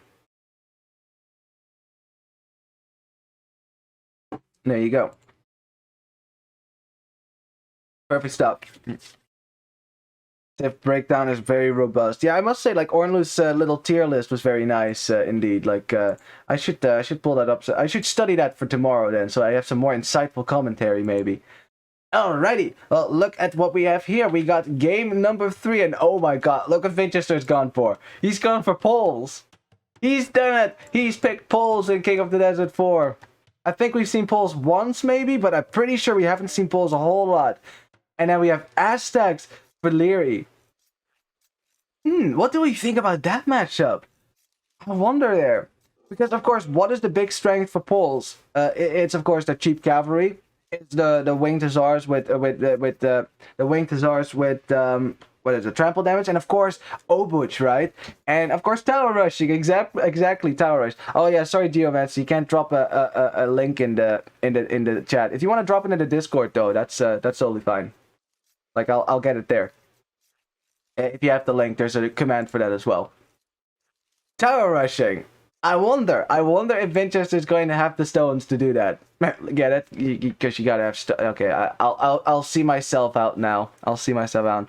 Celts are 1 win and 6 loss. Okay, I see. There you go. See, there you go. So it's 1 win then, but mostly losses for them. Because Celts, yeah, they're. I mean, if you can actually be Wong and get away with that, then they're great. They're great Civ at that. But if you eliminate the Wong rush from the equation, right? Like Celts aren't the greatest Civ in the world.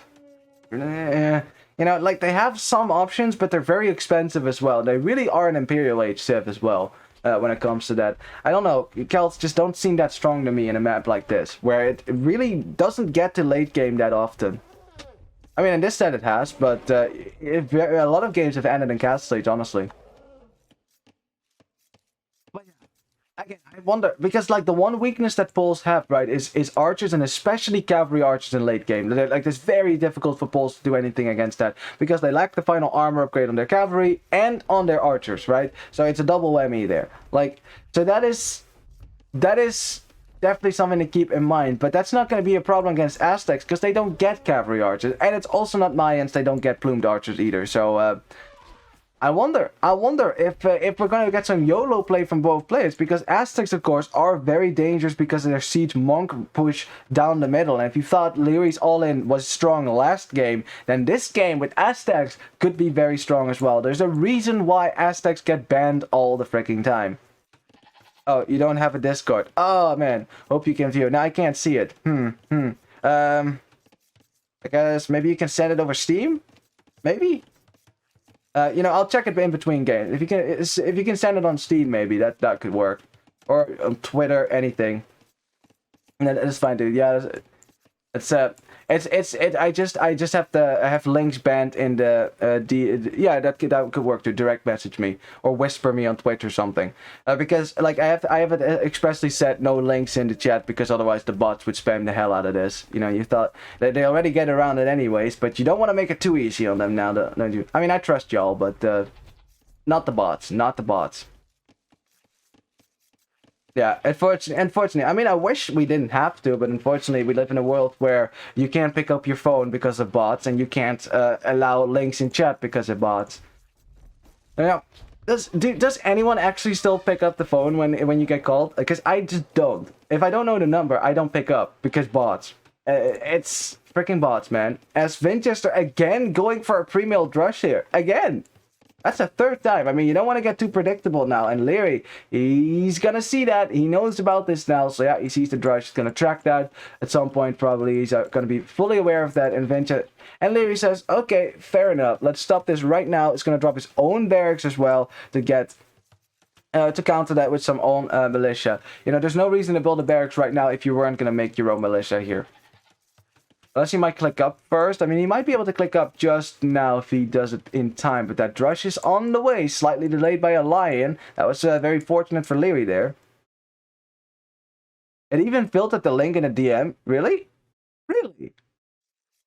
Just if you just send the link and put a space between the dot and the link itself. That way it isn't the link, and I will still be able to copy it and just erase the space. That's how they do. That's how the bots do it. So you should be able to do it well, right?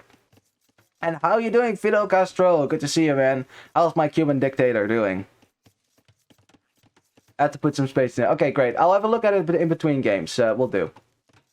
As yeah, the rush for Vinchester making it to the back of Lierey's base, but this is not a surprise for Liereyy. And Liereyy is even so, you know, confident here. He's going to send his, might just send his man-at-arms forward, because man-at-arms it will be.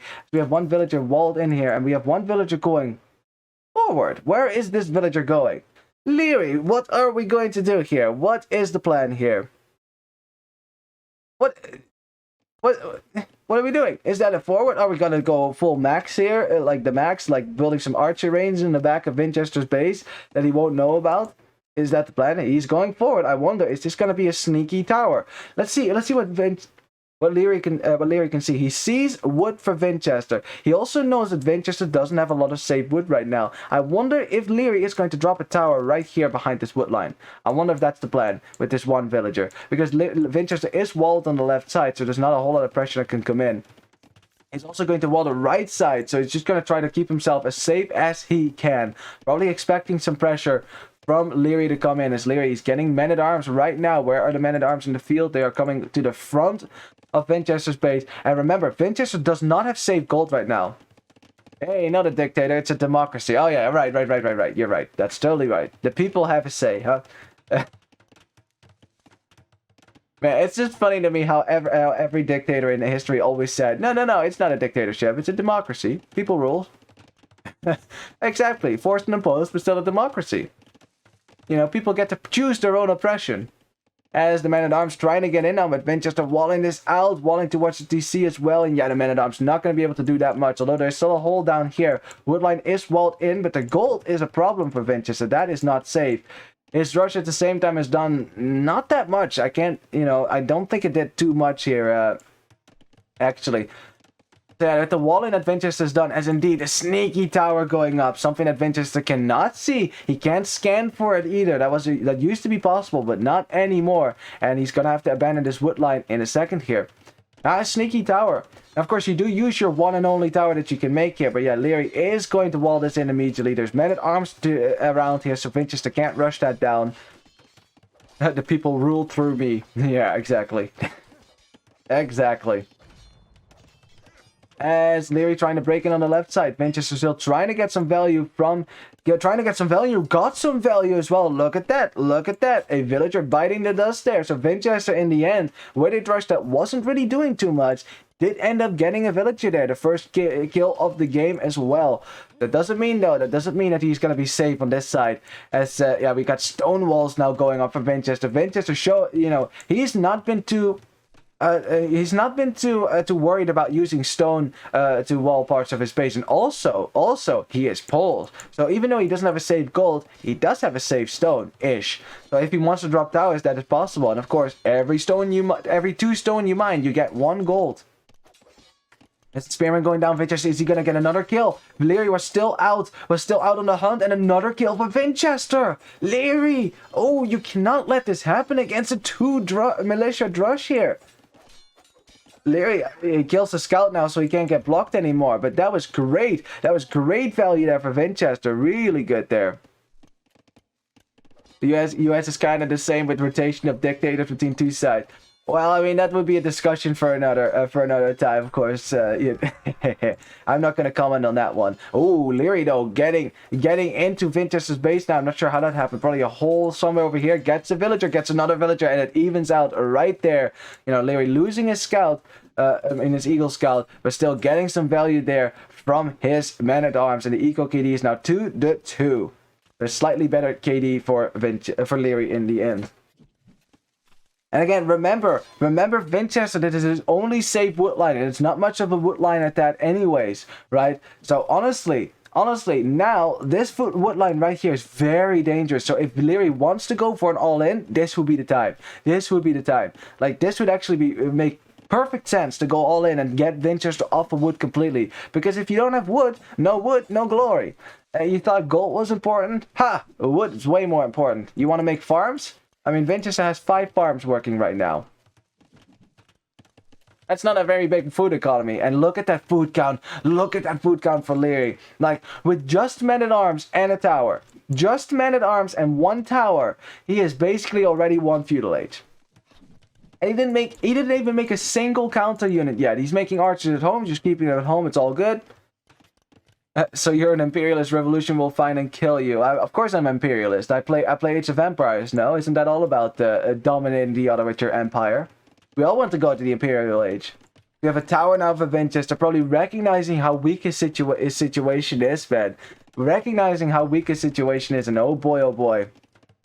I mean, again, this is his only wood line. Those archers could deny the entire wood economy for Vinchester. He needs wood to get farms. He needs farms to get to the castles. And Liereyy, he's getting close to clicking up here, and I don't see how Vinchester is going to be able to counterattack, as Liereyy is going to go for the crazy walls. The crazy walls to keep himself safe. Now, there is a tower here, so Liereyy will have to find a different avenue of attack. Adding in some eagles here is a great choice against the skirmishers. It's going to make it very difficult for Vinchester to get a good engagement here. Yeah, this is looking really good for Liereyy. This is looking really good for Liereyy. Like, this is the first game where he gets a clear lead in feudal age, to a point where I think Vinchester is going to have trouble to get back into this game. You know, he is getting his food count up, though. I mean, Polish farmers work rather fast. I mean, they actually don't farm faster than anything else, but they do bring in 10%, right?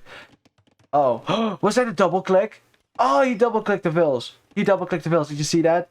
Oh, that sucks. Look at the worker efficiency shoot down right there. He double-clicked his villagers. He wanted to get a house up. I think he had more than one villager selected. Yeah, you can turn that off in the menu, and you probably should turn that off as well. But, yeah, Liereyy clicking up the castles in Vinchester. He's just not there yet. Not there yet. Polish farms are nice. Like, you bring in 10% of the food instantly when you build the farm. Like, once this farm completes, right? It's 10%. That is... what is that? 17 food, because it's Dark Age farms for now. Look at the food count. Boop. There you go. There you go. So you get that food. So basically speeds up the farming process a little bit, right? But it's about as good as sloth farming, actually. So it's really not that bad. It's a really good eco bonus, even though it doesn't sound that great on paper. But really, it's a great eco bonus. Nevertheless, though, Liereyy already halfway on the way to the next stage. Is going to make some eagles, is going to make some archers, and he has one clear target. This wood line right here and the gold right there. Yeah, this is looking good for Liereyy. Looking good for Liereyy. He's got walls. He's got his base mostly protected here as well. I like this a lot. Let's hope there's no holes though. That's the one thing. One hole would put a lot of sut in the food, as we would say in Dutch. Root in het eten. Such an ugly map gen. Yeah, I agree. It was an ugly map gen. Kind of for both players, but Liereyy, you know, he went aggressive. His woodline did not get denied by a tower. He had the same, you know, sometimes this happens. You get two woodlines only, and then one of them also has an oasis in it. That is like a double whammy right there. As Vinchester is gonna go for stone walls. I love it. I love it. That is really smart. That's really smart. He knows Liereyy is coming in with crossbows. He knows if he is not fully walled, he is gonna get screwed over here in a second. And now, because of these stone walls, if he gets them up here in a second, Liereyy arriving right now with the eagles, Vinchester trying to force down these stone walls, and now Liereyy sees the stone walls, and he's probably like, hey, wait a second, that's cheating. I thought we had a gentleman's code. We don't go for stone walls. I love that. Yeah, why not double down? Why not double down? You gotta do something, and as a result now, the stone walls go up on the right as well. Save woodline, save gold. That might save Vinchester, honestly. This might save Vinchester for a sec there. And why not go full Tim? I'm not talking about me full Tim. I'm talking about the Chinese player full Tim. I know it's confusing. I know. But it is for me too. Every time I watch an old game and they're talking, oh, Tim, don't go for the walls. I'm like, what? What are you talking about? And Vinchester, who has been on stone for a long time, dropping a castle on the left. And Vinchester's going to survive that early castle age from Liereyy now. Wow, that was good commitment. That was really good. Look at that. He's not dying right now. These crossbows could have been all over this wood line. Okay, don't get it overchopped now. Vin, I swear to God, don't you overchop this tree now. Don't do it. Yeah, and then schlucked up privileges. Yeah, and however you pronounce it. I think I know. I think it's SCL. No, it's SLA. CHTZA, I think that's how it's spelled. I don't know. I mean, I don't even know how to pronounce it, honestly. We should ask Odette. She'll probably know. Or like Barles or something. They'll know. Now the gate's complete because Vinchester was kind of locked in his base. He couldn't actually go out right now, and I wonder, is he getting it? Yes, he's getting it right now. Look at that. no tooltip, so I can't actually show you the translation. But that will make your knights. It will make your knights 60% cheaper on gold. So that means they cost like 30 gold. As Lierey's trying to get to the walls right now, which, I mean, eventually he'll break through, I guess.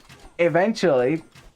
But by that time, Vinchester might have his army up. He's got his castle on the left already. He's making an obuch right now to deal with the archers. And now the stables come down. Cheap Nauts about to come out. Schlachta privileges. That's how you spell it? Okay, there you go. I was close. I was close. I had the Z in the wrong place. Now Liereyy probably recognizing I can't kill Vinchester quick here because that dude stonewalled his entire base, is going to drop some TCs now to get some eco lead, and eventually, actually it's right now, it is Vinchester who has more villagers working than Liereyy does. Now Liereyy did get wheelbarrows, something that Vinchester did not do, but he had more idle TC time, which is why he is behind in the vill count now. Vinchester also on a second town center right now, and again keeping himself very safe. As Liereyy now targeting the blacksmith, which, hey, if you get that down, no armor upgrades, right? And I can't believe he got away with this. I can't believe he got away with this. Like, you know, being behind that much, being that late to castellate, honestly, and then still alive. Like, this is just Polish privilege right there. You can just sit on the stone, not even have to mine gold, and you still have gold for upgrades, and you can freaking drop castles as a result as well. And now there's suddenly 2 castles on the left there as well. How is Liereyy going to push through this now? As the blacksmith does go down, and the castle right at on cue goes up as well. And now you see 2 castles. And now you're like, how? How can you afford this? Only with Poles. Only with Poles. Because Poles are the only civilization that can go to stone and it doesn't really hurt their economy. You know, it's basically, if you take your gold miners, right? You need about double as much on stone, but that's still better than other civilization because you don't get anything else from stone. Like, at least Poles get something from stone, which is a little bit of a gold, you know. 2 stone, 1 gold. That's better than nothing. So it doesn't hurt your economy as much to go to stone with Poles as any other civ. Okay, well, okay, maybe Saracens, right? But I mean, you know, like the thing is, right? Like at least Poles, when they go to stone, they still have a decent economy. They're not YOLOing beside that. Where Saracens, the more you use the market, at some point it becomes kind of YOLO, right? At some point, it's not going to be good for your economy anymore. So early economy, yes. Late economy, eh. Liereyy should go forward siege. Well, the question is, like, how do you push 2 castles in castellates? I wonder if that's... I don't think that's possible with just Rams. That's gonna take forever, especially when you're expecting a whole lot of knights. I think maybe fast stamp might be the call here. And look at the resources for Liereyy. Look at those resources. Yep, he's agreeing as well. He knows that might not be the good idea. Yeah, push 2 castles and castellates, you just don't. You just don't. But in Imperial Age, now that's a whole different matter. If trebuchets can come out as well, if you protect your military with a lot of pikemen and eagles as well. We have a good number of crossbows here. As Lierey's dropping a university, he needs a second building after all. Already had his monastery. He's bringing in the relics because Vinchester giving up the map control here. I mean, again, bringing in relics with Aztecs, really nice, because remember, 33% extra gold, and look at that gold count spike up for him. So Liereyy, he's going to go fast stamp, he's going to push in with Imperial Age civilization, and I do like Lierey's position better, I agree. Like, Vinchester, again, has saved himself big time. The stone wall's definitely the key to his survival, but the key word here again is survival. Survival. Yeah, I mean, like, again, Liereyy sees the stone walls. He knows that Vinchester is going to be greedy behind it. There's no reason to try to push with castellates. That it's not going to work this time. So instead, clicking up the MP, very nice. Now, the only thing he has to do, he has to make sure that that Vinchester can't get in with these cheap knights, because Vinchester is on 4 stables right now. 4 stable spamming knights. Now this is really dangerous. This is really dangerous because Liereyy is not stonewalled. He's not stonewalled, and that's a lot of knights with +2 already. They can fight under town centers. They can fight the crossbows. And remember, yes, there you go. Liereyy is like, you go for stonewalls, fine. I'll go for stonewalls as well. Screw you, man. Screw you. We'll both stonewall. There you go. There you go. That's the right call. That's the right call right there. Because if you're stonewalled, you can go out, you can move out without having to worry about knights swarming your base so much. So yeah, just commit to the stonewalls on all sides. Just stonewall everything. I bet if Tim the player is watching this right now, he's probably looking at this, you know, and he's nodding his head. He's like, yep, exactly. Stonewalling is the way to go. Stonewalling is the way to go. I mean, again, look how dangerous it is to just have a town center out there. Knights can easily kill that, as Liereyy now has to bring over his crossbows. But it will be Arbalest in a second there. Yeah, no, he had already got slacked up privileges. He got that first thing in Castle Age. First thing. That's the first thing he did. Got a castle and got slacked up privileges. As Lierey's pushing out on this side right now, Knights raiding on the other side. We've got some conversions coming in as well for Vinchester, for Liereyy, I mean. And Vinchester, this is the time for him to push. And Liereyy might not go for a castle age push, but Vinchester is thinking about it, and it makes a lot more sense for him. But now it's Imp. This ball of archers will become impossible to kill for the Knights. Impossible to kill. Not when they have Bracer. Not when they can snipe Knights with these. And these Knights do not have the final armor upgrade. And also Vinchester, not going to be an Imp. Unless he tries to get up to Imp right now. I mean, he could do it. He could do it. After all this pressure, Liereyy still has to deal with these Knights in his own base here. He's going to save the Monk. Snipe the Knights. One more hit there. The Monk goes down. But the Relic is inside your base. So I guess that's about as good as it gets, huh? It's still a hole here, and it's still annoying as hell to deal with. The Monk should deal with this, getting some conversions. And Vinchester, deleting those Knights because he knows he can't use them. Again, select up privileges is very dangerous. This is true, as we now have, I guess, Skirmisher play now from Poles. But, that's so difficult. You don't get the final armor upgrade. But Vinchester does click up the Imperial Age. How does he do it, man? How does he do it? I mean, I guess Polish farming economy right there. Farming around the Folwark, right? I mean, that's exactly the way to go. We got a castle on the right there for Liereyy to secure his position. And now he can start pushing forward with the Arbalest here. And again, this is not a ball of archers that Vinchester can easily kill. How do you kill this? With Knights. How, I tell you. As Liereyy sees the Knights and I guess wants to chase them a little bit. Look at that. Bow! Dead Knight. And again, Elite Skirm, you lack the final armor upgrade, which is so important because it gives you 2 pierce armor. And you need that. You need that because otherwise it's only... How much is it? You only have like 6 pierce armor. It means you take 4 damage from Arbalest. That's not a whole lot. We have a tower for Vinchester now. Look, it's a cute tower. It's right next to a gate. It looks so historical. I love it. So I have some siege for it. There's only 1 ram though. How is Vinchester going to live here? How is he going to live? As Lierey's like, that's just a watchtower. Look at this. Watchtowers aren't imposing anymore. It gets 1 kill and there it goes. There it goes. As the Arbs... I mean, they can't run in just yet because there is still castles. No bombard cannons for Liereyy after all. That is something to remember as the Knights are still raiding this town center. You know, at this point, you might as well extend the walls this way. Just go for the onion strategy. Just keep extending your stone walls. More and more stone walls.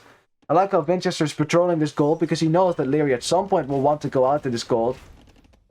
All that Liereyy has to do now is just do a giant snowball push to the middle. The next castle should go up right there on this hill. The Knight in the gold, great position to trap these castles from, although, you know, it also means you can get trapped, so I'm not sure, maybe not before you kill 1 castle, maybe. I don't know. But yeah. Snowballing a push down the middle, that's the way to go for Liereyy. For Vinchester, though, it's using your mobility, trying to get in from another side, because you're not going to be able to push through the middle. Not with Lierey's ball of Arbalest there. Like, Liereyy finally has his ball of Arbalest, and this time, no pesky fully upgraded skirmishes to deal with that. No pesky fully upgraded skirmishes to deal with that this time. Stone count rising for him. We still have some Knights running around as... looks like a conversion about to come in. Well, it was an attempted conversion for Liereyy. I think he was trying to get a relic then, but I think Vinchester got a hold of that. Probably Did he? Actually, no. No. There was just a random monk out there. And the siege is crawling forward. And this time around, the stone walls are not going to save you. I always say, in Castle Age, the fortifications go up. But in Imperial Age, they will come crumbling down again. And not only is that good game design, because games otherwise would never end if fortifications were stronger than military you could make, right? There is a reason why World War I went on forever. It's because defensive options were stronger than offensive options. So it's important for game design that your offensive capabilities are greatly increased in Imperial Age, you know, instead of defenses. So that makes a lot of sense to me. Not only that, it's also historical. You know, that's in Castle Age, the castles went up, but once bombard cannons came out, that's kind of when the end, that was really the end of the Castle Age. Really the end of the Castle Age. I said, look at these skirmishers. Look at it. Indeed, they can still kill Arbalest. Like, make no mistake, they can kill Arbalest, but they will die to Arbalest as well. So what Lierey's going to do instead, he's going to make some eagles in front, and I like this. Get some eagles in front as a meat shield. Even eagle scouts can still run in front and still be annoying here. As Vinchester is trying to get the trebuchet down as well. But as soon as Elite Eagle comes out, what do we do? Liereyy dropping a castle now on this gold, so he has his farming economy save as well. Has a knight converted. As we have, oh boy, Liereyy wants to go to the gold, and look at that. We got some Cavalier defending that spot right now. Very nice for Vinchester. This is something you should do as well in your own games. You know your opponent wants to expand to a certain resource. Put a knight there if you have knights. Just put something there. Like when they try to go there, you immediately get some kills because they might not expect you there. As Vinchester, look at that. Look at the freaking skirmishers going down. The freaking trebuchets tanking a lot of shots as well with the 8 pierce armor as well. Very strong unit at that. As we have the Cavalier trying to get in, but yeah, the conversions might come in for Liereyy as well. And then the Arbalest would absolutely shred these. Lacking the final armor upgrade. You better make a whole lot of them. And Vinchester is making a whole lot of them. He has 12 in the queue. But look how fast they die. Look how fast they die. They still haven't killed a single trebuchet. It's just no. Poles against late game archers struggle. This is the Poles' weakest situation when they just have nothing to kill these Arbalest. And cavalry archers is even worse because you can't even chase them down with cavalry. That's the worst part. And yeah, Lierey's getting closer and closer to controlling this hill. Now, he did lose these trebuchets. This is true. But yeah, now Eagle Warriors are coming out, which will be a great counter to the skirm play from Vinchester. I'm not sure if the Cavalier are going to do it. Not against the Arbalest, that is. As Vinchester dropping a panic castle now on the left. Or at least a castle to keep the left side of his economy safe. Has 3 castles, so it's going to take a while. Town center has gone up on this side. We got pikemen now coming out. Oh boy, oh boy. And why not, right? Why not get some pikemen out as well? How is Vinchester ever going to push out across the map? He's just going to be stuck in his stone walls, waiting for Liereyy to kill him, essentially. And Liereyy, yeah, he's played it really well. Has played this one really well. He got an early lead in Feudal Age. You know, got an early lead in Feudal Age, despite Vinchester getting some early Vil kills. And then after that, Aztec's just a better matchup versus Poles, I guess. In late game, I can see why. As we have Vinchester now making some light cap. I wonder if he wants to go for Winged Hussar, but that's an expensive upgrade to get. And especially if you want Lechitic Legacy as well, which gives them trample damage, which arguably would be good against the Arbalest, which tend to bunch up. If you do want to kill, with Winged Hussars, you can, right? You can actually kill Arbalest with Winged Hussars, but you need a lot of them. A lot of them, and they do need to have trample damage.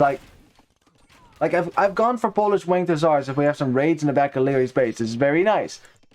Very nice there. Like, definitely get some kills. The Vil count 107 to 115, so it's very even at that. And Liereyy will have to deal with these raids in the back of his base for now.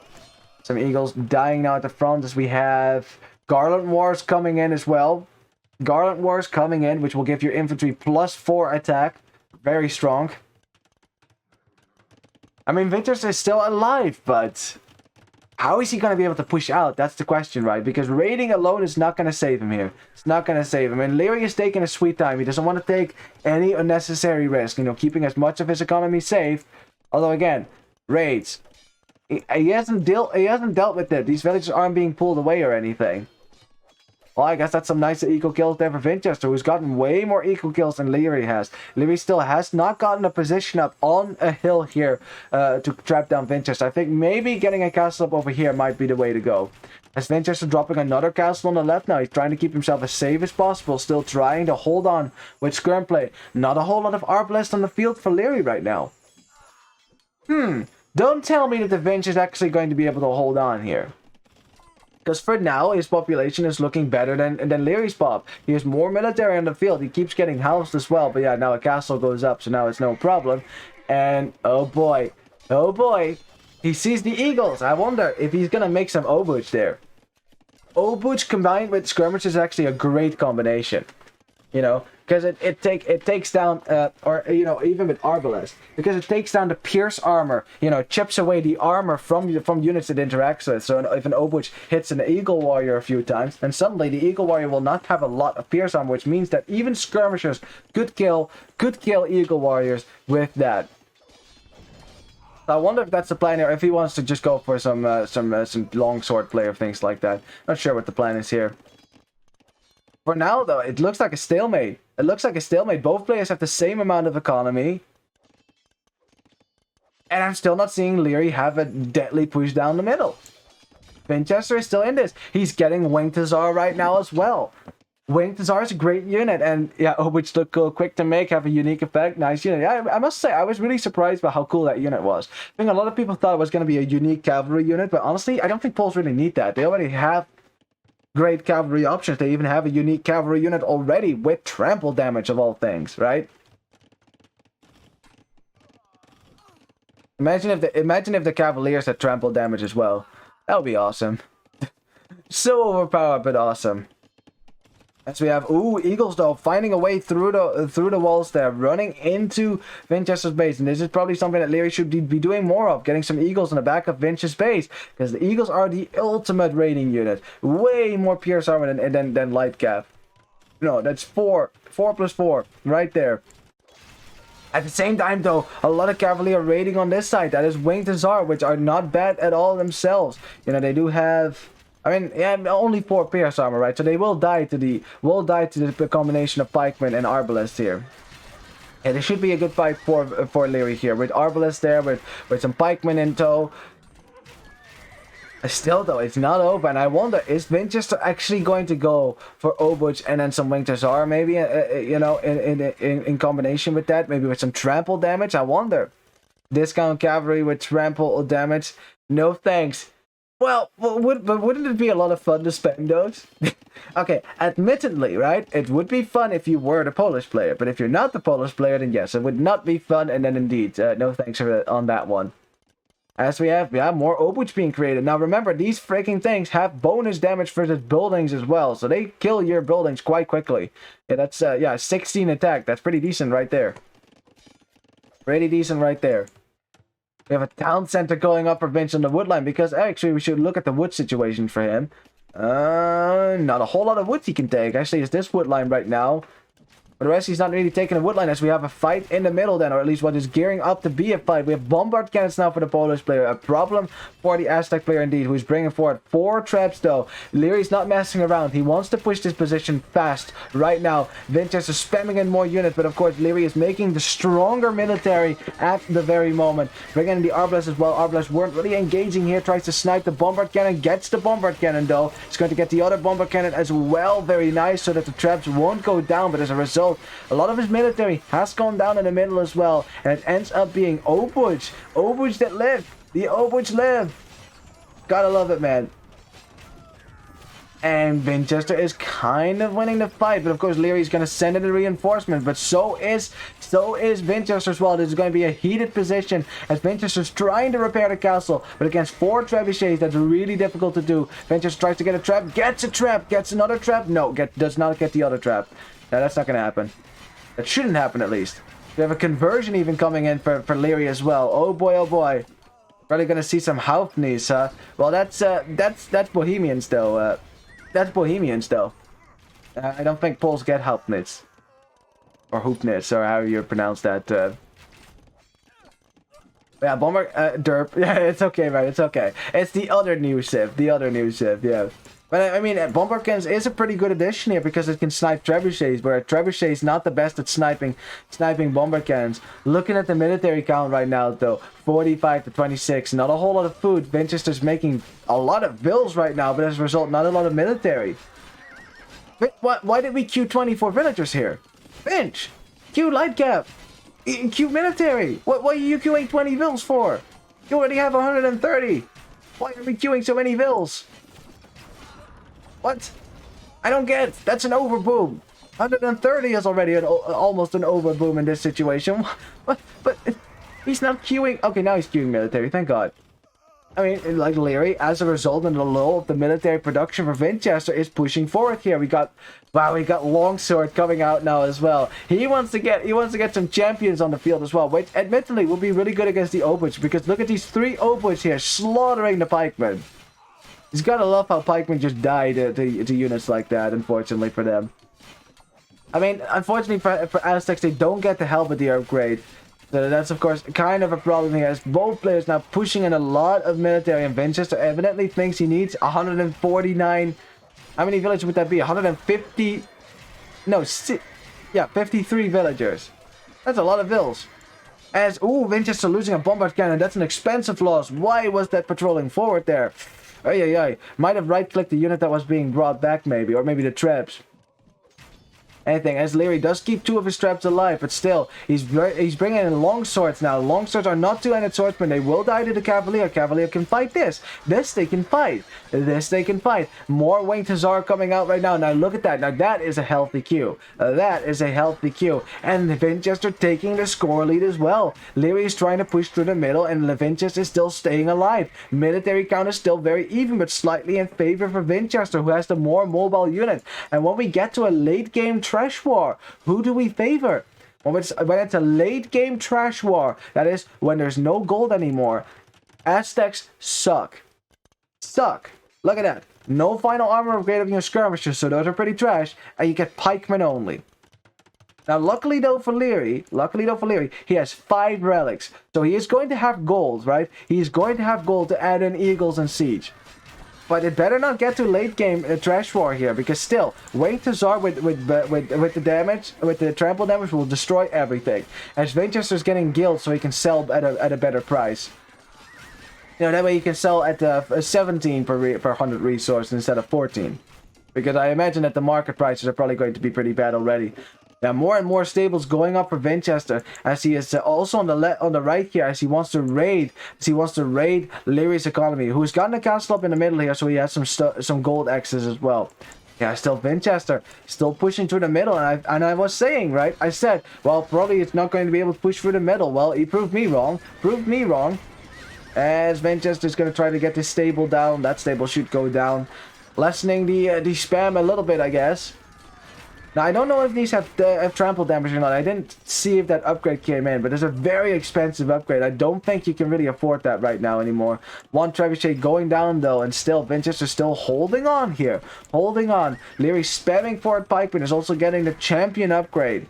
That's an expensive upgrade as well. Oh boy, oh boy. Man, this game is really good. We're at an hour mark.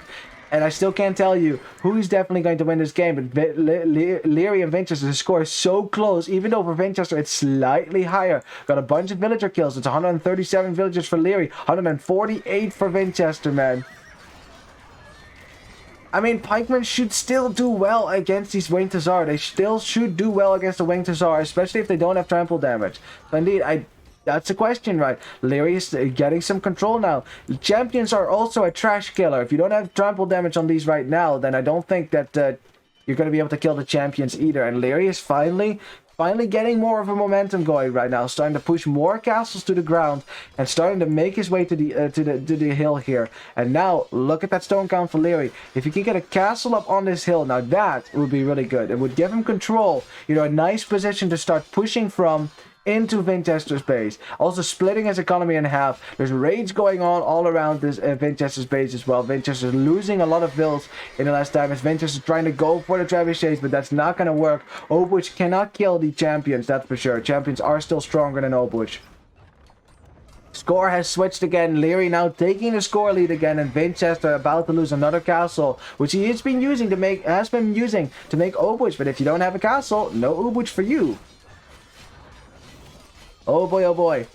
And this hill was so important for Liereyy to control. Vinchester did a great job holding this hill for so long. But now Liereyy has gotten position on this hill. Now Liereyy can stream forward more military. Eagles can come back at some point as well, because there's no champions on the field for the Polish player. Only Obuch, which, again, don't counter Eagles that well after all. So we have siege engineers coming in now for Liereyy as well, so his trebuchets do more damage to buildings, and I think Liereyy, after what a fight it was though, I think Liereyy is going to take game number 3. A very important game, by the way, because if you go down 3 games in the best of 7, now that is not really a good sign.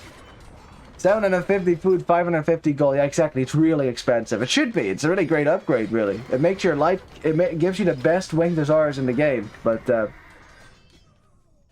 Yeah, he's not gonna get that. Not gonna get that. He's starting to spam light cap right now, but this right now, if you look at the military, it's 70 to 36. You know, Liereyy is pushing into Vinchester's base. There's farming economy right behind this as well. These hated walls will finally come crumbling down as well as soon as Liereyy gets a nice position on this hill as well. He wants to trap down this castle, wants to get rid of these barracks. A lot of champions as well, with Garland Wars, might I add. With Garland Wars, if I can click one. There you go. 21 attack on those. Not bad at all. Not bad at all. Oops, sorry. I hit my microphone. And Vinchester says GG because he recognizes there's no way to win this. But man, what a game this was. What a fantastic game this was. I mean, like, Liereyy got a lead in Castle that I thought, oh yeah, he's gonna kill Vinchester and Castles. And then Vinchester was like, no, I'm gonna stonewall this, I'm gonna stay alive, and he stayed alive. And then when Liereyy got up to Imp, I was like, okay, Vinchester's now gonna die in early Imp. And Vinchester was like, no, I'm gonna castle this hill and I'm gonna spam as many units as I can. And it just Liereyy couldn't freaking kill Vinchester. Vinchester just staying alive. Like I said, he's playing on another level right now. I swear to God, Liereyy is struggling to kill Vinchester. That should tell you enough of how well Vinchester is playing this. But man, Liereyy played this really well as well. Like, he didn't let... Like, I mean, this must be said, right? Despite Vinchester's awesome defense, right?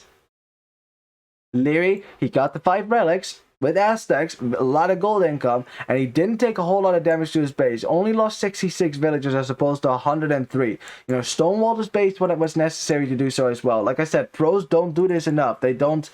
I mean, sometimes there's no time to stonewall, let's be fair. And sometimes they're also like, I mean, stonewalling is not as good as just defending your base with military. But if you want to push forward through the middle, you better not be, better not get raided on the flanks, because that's exactly what a cavalry player would do.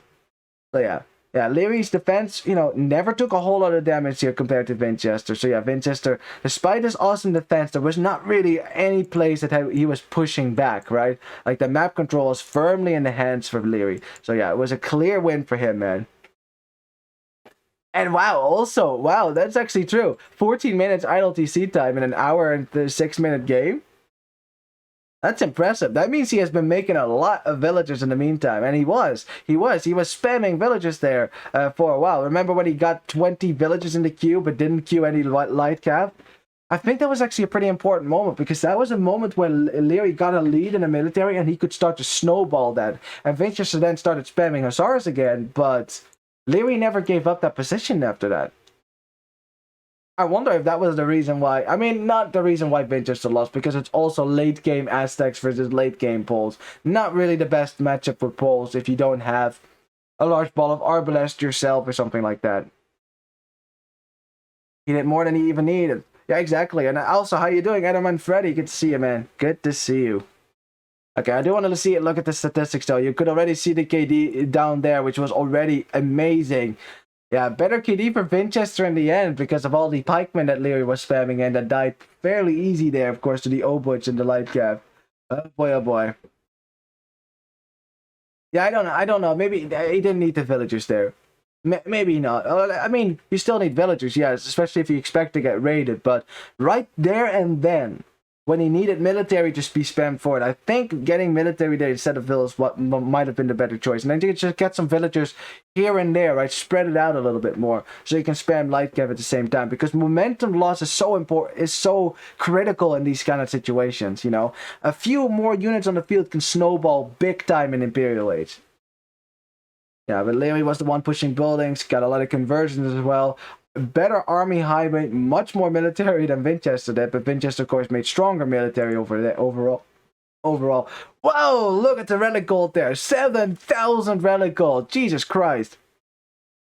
Well, that's a lot of gold. That is a lot of gold. Look at the gold difference here between the two players. Jesus Christ. Yeah, having relics with Aztecs is definitely what allows them to work late games. If you have 5 relics, then trash wars aren't a problem. Are not a problem. You have all the gold in the world. This is enough gold to keep spamming champions forever. Forever. It basically becomes a trash unit at that point. Yeah, you can easily afford all of that then.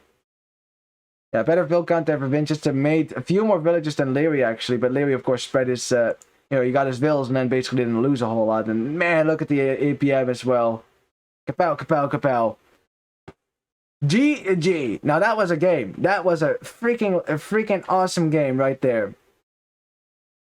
And oh boy, oh boy. Okay, looks like they're taking a small break due to technical issues. Okay.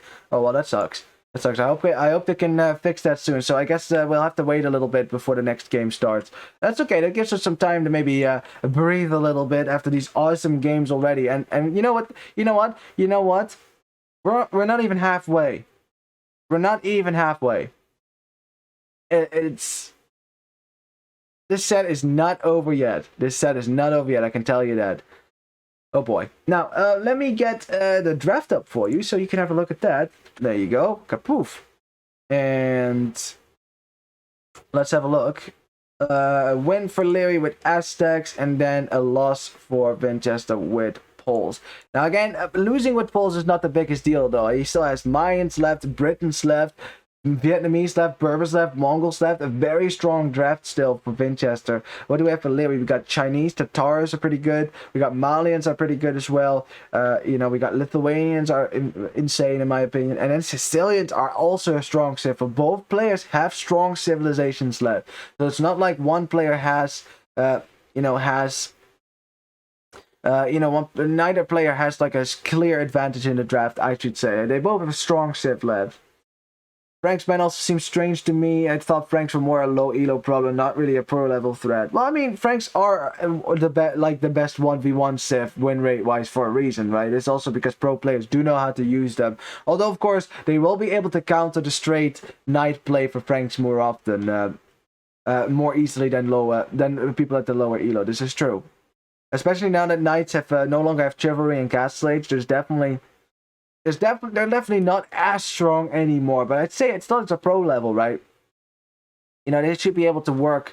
They should be able to work with a civ that is that strong, to be honest. So yeah, in my opinion, right? In my opinion, I think Frank should still work here. Let me also just take some time to update my stream title because I noticed I didn't do that. There you go. There you go. Alrighty, well let me check the Discord here to see if there's an update already. Not seeing anything so far, so we'll just have to wait a little bit. We just have to wait a little bit. I think we could see the pinnacle OP matchup: Chinese versus Mayans. That would be a good time. That would be a good time, huh? Who would win that? Who would win that? I mean, Mayans of course have have great archers. You know, they have plumed archers, and they of course have eagles, and of course halberdier. You know, so you've got a lot of options there as well. But Chinese got all the options, and neither civ gets bombard cannons, so that's not a problem then. You know, that's a problem for both civilizations if they don't if they're up against a civ with bombard cannons and they don't have them themselves. But now Chinese do get hand cannoneers, so that is one thing, right? And they have been buffed recently, so that's definitely something to keep in the back of your mind. But Mayans have the better economy, I should say. I mean, Chinese start with more villagers, so that's a great start. But Mayans, of course, with their longer-lasting resources, means they have more of everything on the map. You know, if you have a set amount of gold, right? Mayans get way more gold of that than Chinese do. But Chinese don't spend as much resources on their upgrades. They don't spend as much, on their upgrades because they're discounted, of course. Yeah, Mayans do start with 1+1 villages. This is true. This is true. So that actually evens it out a little bit. It evens it out. I don't think one villager really makes that much of a difference. I mean, it does make some difference, but not like OP kind of difference. Because otherwise, Mayans would dominate every other civ they encounter, right? And that doesn't happen. So clearly, and even Chinese don't dominate every other civ they encounter, despite, in theory, being 2 villagers ahead. In theory. Also, one thing that I kind of like about Chinese and Mayans is that because you start pop capped at the start of the game, right? At the game, you basically get loom at the start, right? So you always have loom, so you can't get raided as easily in Dark Age. So that I definitely like. So walling is always an option, and they don't. Yeah, Chinese win rate on Arabia is actually they're only like 23rd, I think. They're not like in the normal map 1v1 over like players above 1200, I think. Yeah, they're like 23rd in the win rate, so they're not actually that dominated. They're not actually that much of a dominating civ and on Arabia. Now, that might change at the pro level, right? I think the fact that it also considers mid-elo skews that win rate a little bit. I think pros will drive that win rate up significantly higher, but still, right? Still, there's a lot of things you can do against Chinese. For one, a monk siege push, very strong against Chinese because they do not get bombard cannons and they don't get redemption, and that is the critical part there. No redemption on your monks means you can't convert to siege, and now that is a problem to have with Chinese. In all honesty. Ooh. Let me check the Discord again. Let's see if they're back already. Still no in. Oh no! Just as I say that, there you go. We have game 4. That's good. Thank God. The games will go on then. Let's see. Let's look if they. Let's hope they resolve their technical issues here, so we can get started once more. Have a look. Let me find the game for you. We can get started with game number 4. Will Liereyy tie it up, or will Vinchester extend his lead once more? That's the question that we will be asking ourselves here. So let's see if we can find the game. Let's hop into that. I didn't make any predictions for the Civ matchup, but I could imagine that Liereyy might go for. I mean, he used his one Eagle Civ, so he doesn't have another one. So it might actually be some either Chinese or a cavalry civ. That's basically the options that he has. So Chinese is a really strong civilization though. So do you want to use that right now, or is it maybe better to maybe hold on to that a little bit longer until you get to a more critical game, maybe later on in the series? I mean, that's all questions you got to ask yourself. Looks like I can't find it so far. Let's see if the link works. That might do the trick. Sometimes that forces the game, and yep, there you go. So it's not going to be Chinese then. It's not going to be Chinese, as we have 2 minutes of spec delay. Oh boy. Oh boy, oh boy. Okay, well, I guess I'll have you guys look at the draft then for a second. That's okay. I did, of course, because if it launches in the normal game menu, of course, I do get to see the civilization. So I do know what Civ matchup it's going to be. It's going to be Vietnamese versus Sicilians. So it's Sicilians for Liereyy, of course, and Vietnamese for Vinchester. Which, what do we favor there? What do we favor there? Because Sicilians are a great Civ. A great Civ there. And it's difficult to counter Sicilians because, well, the fact that they take half the bonus damage on their units, right? It's terribly difficult to counter, honestly. So, and then making camels encapsulates is a mistake. I've pointed it out many times. Making camels encapsulates is a mistake. It does slightly more. A camel encapsulates versus a Sicilian knight does slightly more damage than a knight would against a Sicilian knight. So there's absolutely no reason to make camels there. Absolutely no reason. Because, if camels are worse than knights in every other aspect, but except the killing of other cavalry. But if that is equal, then there's no reason to make camels. I thought Sicilians were top tier since they were released. I'm pretty biased towards them. Well, I don't think they were top tier since they were released, but they definitely came into their own since they have been kind of tweaked here and there. Like.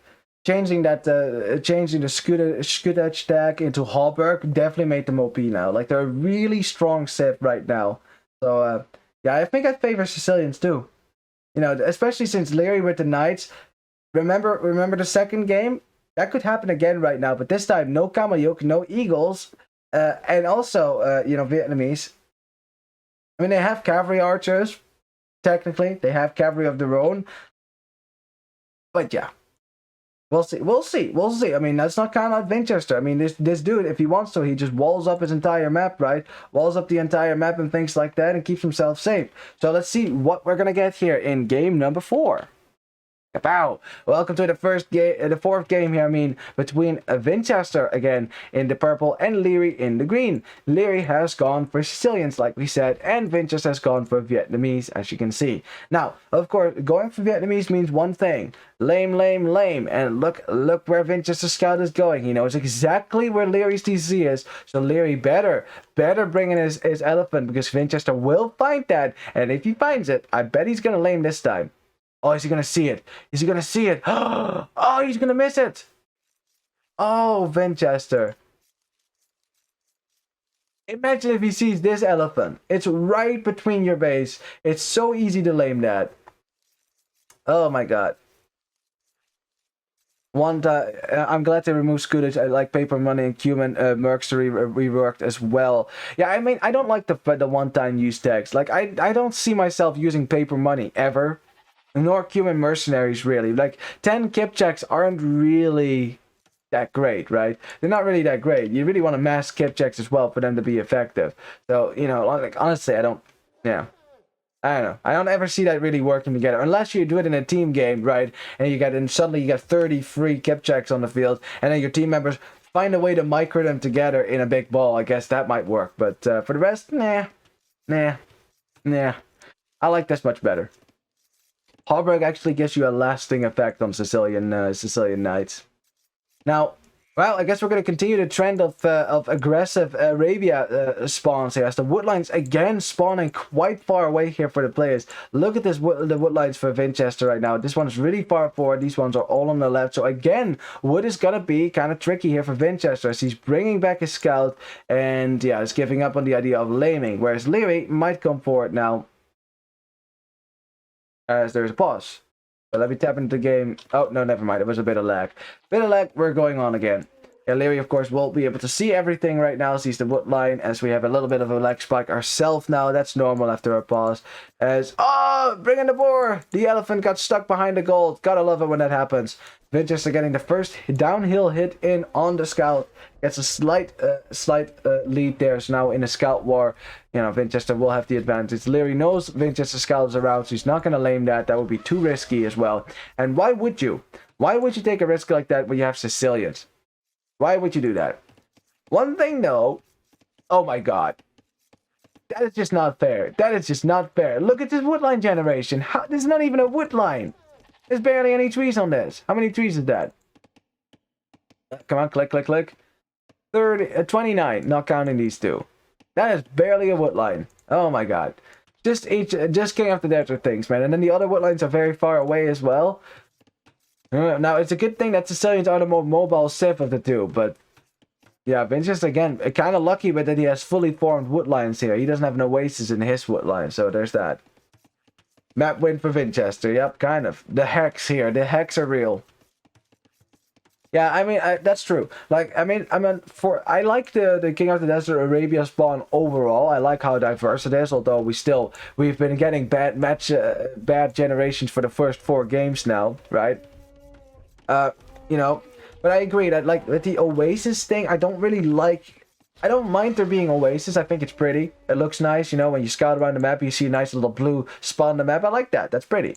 But it shouldn't be the case where one player barely has a wood line and the other player has fully formed wood lines. Or, you know, and I've seen this before as well, where all the oases on the map are basically on one side of the map. So if you have no proper wood line to expand to, whereas the other player has all fully formed wood lines. That can't be the case. That can't be the case. Yeah, it should be the case for both players. Now, in any case, both players again going for a pre-mill drush. This has been the set of pre-mill drushing. We know that Liereyy likes his drushes, right? He loves to drush in the archer play. You know, he's going forward with his drush right now, just passing that. I guess both players going to pass each other by. There's berries on the right here for Vinchester. On a hill though, Lierey's berries though are forward. Ooh, but that's. So even there, forward gold and forward berries as well for Liereyy. So it makes sense that he feels the need to go aggressive here, but that's tricky to wall in this wood line as well. You overshop any point, and these militia can easily get into your wood line. So it's tricky. It's tricky indeed. As yeah, we have both players probably going to click up sooner rather than later. It will probably be. I don't know what it will be for Liereyy actually, if he's going to go to gold or not. Vinchester probably is going to go to gold, as he got pushed off of berries a little bit on the left side. So that's a nice bit of damage there for Liereyy on his opponent. As yeah, Vinchester deciding to fight here with his villagers.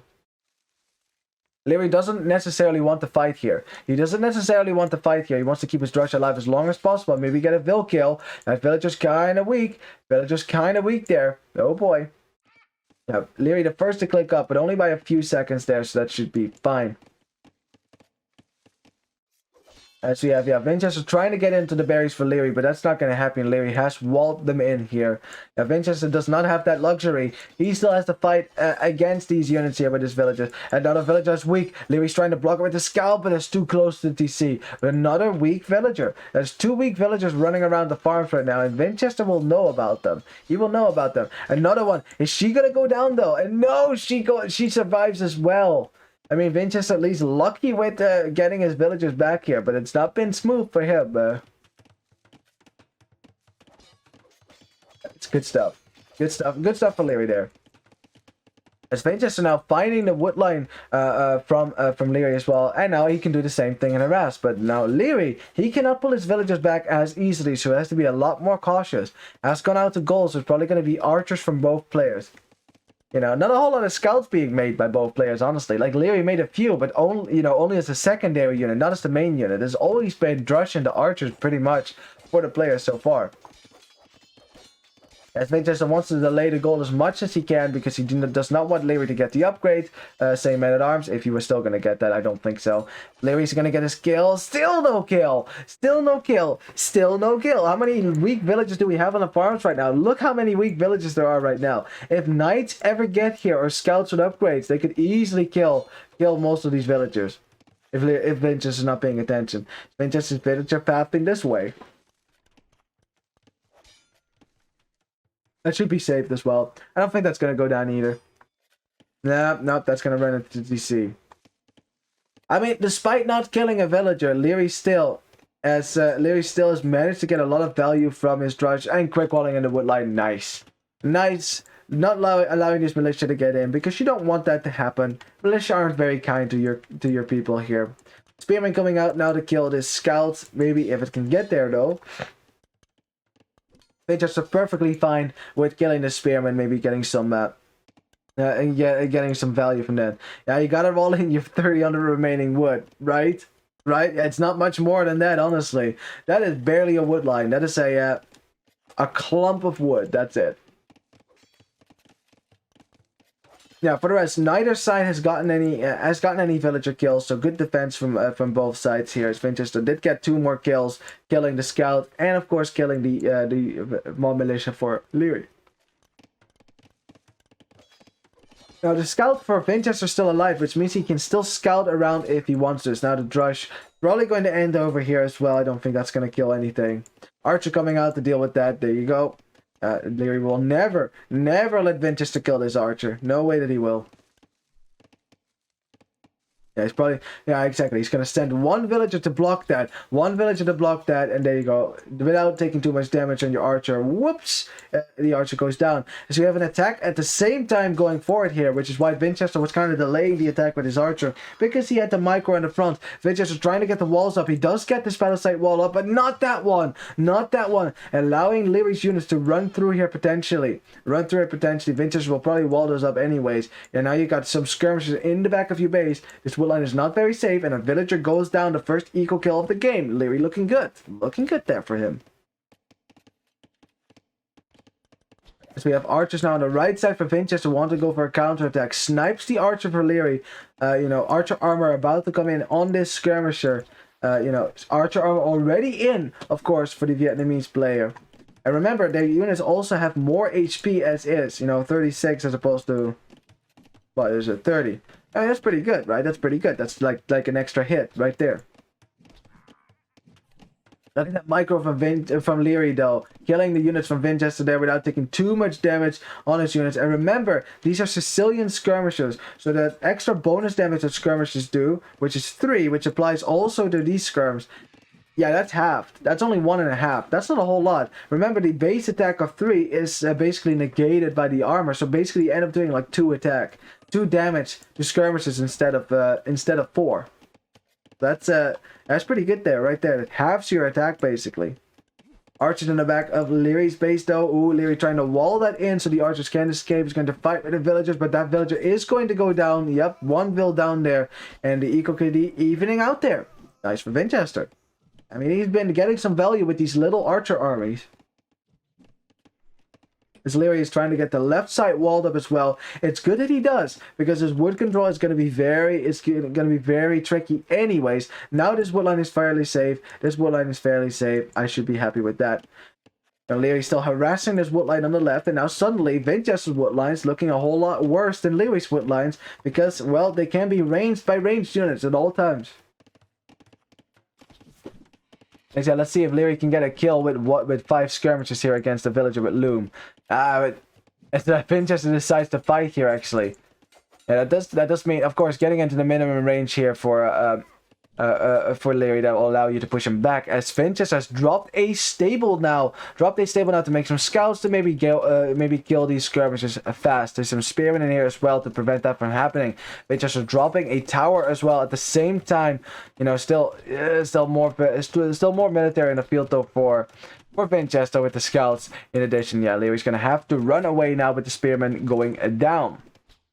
Alrighty, tower goes up on stone. But this tower, that's one thing, right? This tower doesn't really protect anything beyond this stone. It's really the stone that protects it. It doesn't protect this wood line. It doesn't protect this wood line either. It doesn't protect the passage into your base, but you were going to wall that anyway. So it's not that, I mean, that tower won't really save you that much. It's Lierey's finally going to abandon this wood line, which just as Vinchester is walking in, Vinchester, of course, is going to be pushed away by these skirmishers. So yeah, Lierey's not going to take too much damage here from these units, I should think. Oh! Vinchester, kill the Vill! Kill the Vill! It's 1 HP! Kill the Vill! It's 1 HP! Kill it! Kill it! Kill it! Vinchester! How did that villager live? That must be the biggest. Oops. That must be the bravest villager I have ever seen. Like, no fucks forgiven. 1 HP running around when 2 archers were there. How did that villager survive? How did that villager survive? Vinchester, you know, we know you check HP. We know you like to check HP. There's no way he didn't see that. There's no way he didn't see that. Like, evidently he felt like fighting the skirms was more important there, but 1 HP, just like 1 shot and it's down. Free Vill kill. Liereyy leaving it there was kind of a mistake on his part. Free Vill kill. I mean, in the end, it doesn't really matter, but still, right? But still, it's a free Vill kill. Why not take that? As, ooh, we got a villager out here, so I guess a free Vill kill after all for Vinchester as he runs away. It's like, nah, we got your villagers. Liereyy keeping himself very safe on this side. I like that he's double walling this, right? He's not just palisade walling it, he's also putting houses behind that. I like that. Both players are on the way to Castle Age. What is it going to be for Liereyy? I only see 1 archer range so far. No upgrades on cavalry or something, so no knights just yet. We have another archer range going up for Vinchester, so I should imagine it's probably going to be crossbows for him. They're still harassing the wood line for Liereyy here, as you can see. I mean, it's 1 archer, 2 skirmishes. It's not that much of a threat, but still a nuisance, right? A nuisance, especially if you only have 1 safe wood line. But at least you have 1 safe wood line. Vinchester doesn't have a safe wood line.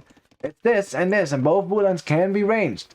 And since Liereyy is still making crossbows, as he's taking a fight now, Vinchester dropping a tower on his gold as well. That this tower will do more to push away the military. He's also on stone to recoup the cost of the tower, so he can still drop town centers. So yeah.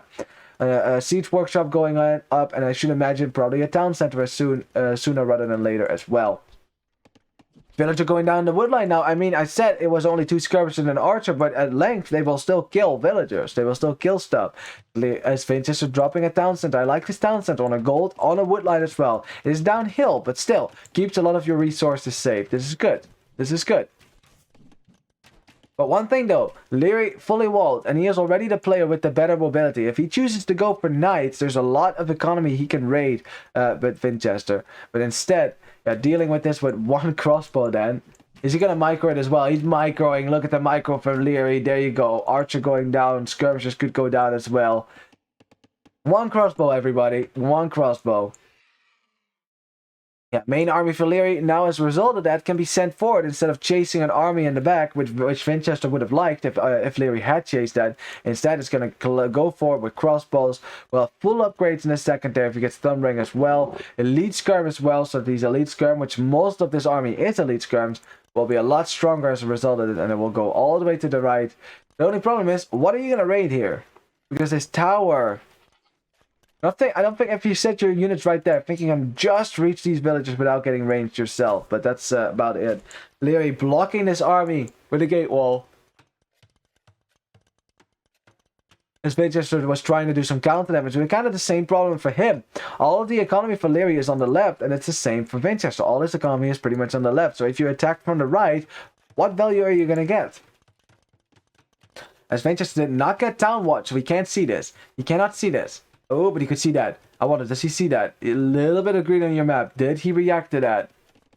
He should react to it right now. This he could definitely see. This he can definitely see. Yeah, now he's reacting. Dropping a tower here on the wood line to keep this much of his economy safe. There's already one tower over here which will keep him safe a little bit. Yeah, the archers are here. The tower does not go up. And Vinchester might lose a villager. Nope, saves his vills.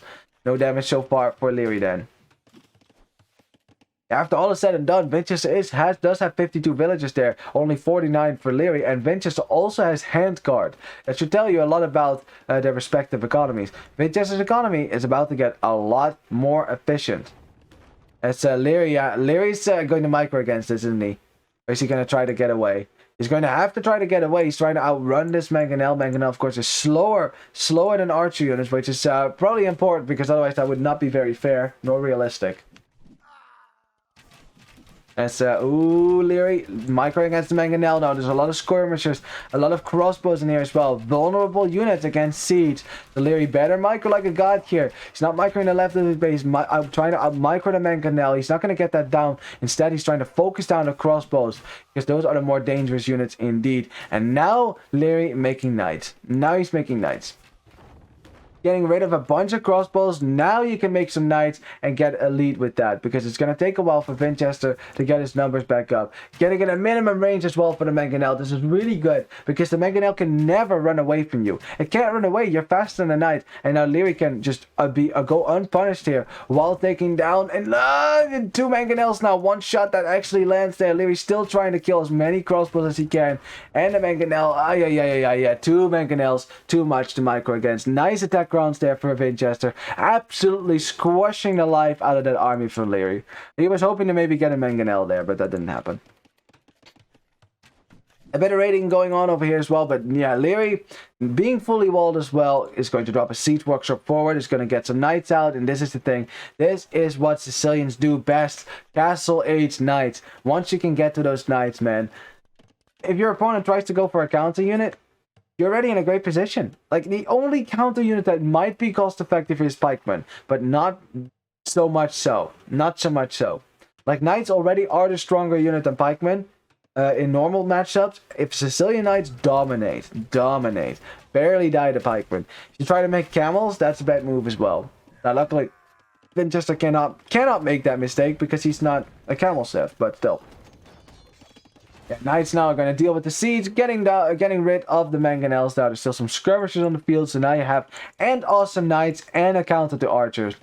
What is Vinchester going to be doing here? Now Vinchester does have a better economy than Liereyy. Liereyy still, he's all in TC. They say all in TC. He is 1 TC all in. That's the way to say it. And just as I say that, he's dropping a TC on the wood line, so he even recognizes I don't have to be all in here. And it's good that he doesn't. Like, why be all in here? Especially as Vinchester clicks up the imp. Fast imp with Vietnamese is a very big possibility. It's very dangerous, of course, as well. You know, we've seen players have success with that. I'm reminded of the game between Slam and Back, for example, where that worked out really well. The game between Vinchester and Hera, where that worked out really well as well. Vinchester did this against Hera as well, and Hera struggled against that. Now, Hera did have Ethiopians, not the best civ in this matchup. Sicilians might be able to do the trick here, because clicking out the imp is a lot of resources investment. There's not a lot of military on the field right now for Vinchester. He doesn't have that much of an economy either. So Liereyy could conceivably come forward here and put some pressure on the TCs. Now, the up TC is right here. So it's not this one down here, if that's what you were wondering, if that is the TC that's getting shot down by Mangonels right now. Now, Liereyy, he's not going to be able to click up himself anytime soon. He's getting some eco attacks as well. But is he going to be able to do enough damage to cripple Vinchester's economy to the point where Vinchester can't really utilize his faster imp? Looking at the economy, like the economy efficiency for Vinchester, it's dropping right now. Lots of villagers are idle at the same time. You can't stop this TC from going down, so one TC will go down. A bunch of villagers that have to pop out and are going to get killed as well. This is still looking pretty good for Liereyy. He's definitely getting some damage now. This is good. This is good. It is good. You need to do this against the fast imp, because if the fast imp player can just get the imp and arbalest unpunished, that's not good. You might even consider diving these crossbows. Like, just dive the crossbows. As Vinchester wants to drop a castle on the right now. Ooh, that's a good castle. To protecting your gold, the front of your base. The only thing that's not good about it, actually... No wood. It doesn't protect any wood line. Ooh, but that's another thing altogether. If you want to go for arbalest, that's nice and all, but if you don't have wood, how are you going to make arbalest? How are you going to make arbalest when you don't have wood? Like that. No wood for Vinchester. You just used all of it to get upgrades. Knights are raiding the wood line. How many villages are on wood right now? Not a whole lot. Vinchester dropping a panic TC forward now because he has to. He has to. He needs wood. He's off of wood right now. And Liereyy still has a chance to stay in this game here. But it will be Arbalest and Bracer now for players. We got another pause. Let's see what they say. Is the game lagging for you too, says Liereyy. Vinchester says no. Liereyy says it's freezing hard over here. I mean, it can't be because of the server, because of course, you know, it's Russia, Austria. That's not that far apart. So yeah, looks like they're gonna try it again. So there you go. Hope they won't have too many issues there. Oh, not a pause. Still not better. Oh boy. Oh boy. Oh boy. Oh boy. Save and restore. Yeah. Okay. Looks like they're gonna save and restore then. Okay. Okay, looks like we get Liereyy having a lot of lag here. Knows that he's probably going to need his micro skills. As Liereyy says, how does it work? Okay, Kratzini, you need to come and help. They need your help to restore this game. Okay, there you go. So they are going to save and restore then. As Vinchester's victorious. No, of course not. He is not. It's going to be a save and restore. No worries. We will be right back into the game. In a second there. You know, actually, while they restore that, let's have a look at the position, actually. There's 59 villagers for Vinchester, it's 72 for Liereyy. So Liereyy has the eco lead. Yes, this is true. Has a base that is fairly walled, except not so much anymore. Has some safe wood lines, right? Some safe wood lines. Has some town centers. Is getting the stone maybe for a castle or another TC. But Vinchester now has a castle. Has Arbalest in a second. Or at least he will get Arbalest in a second. Has one safe-ish wood line, but not very much. You know, it's still an even game. It's still an even game. I don't think we can tell so far who's going to win this right now. At least I don't know. Anyways, the restore is on. Let's get into that game as well. Let's not dilly-dally too much. See how this game is going to continue. Can I find it? Yep, there you go. Perfect. Let's go.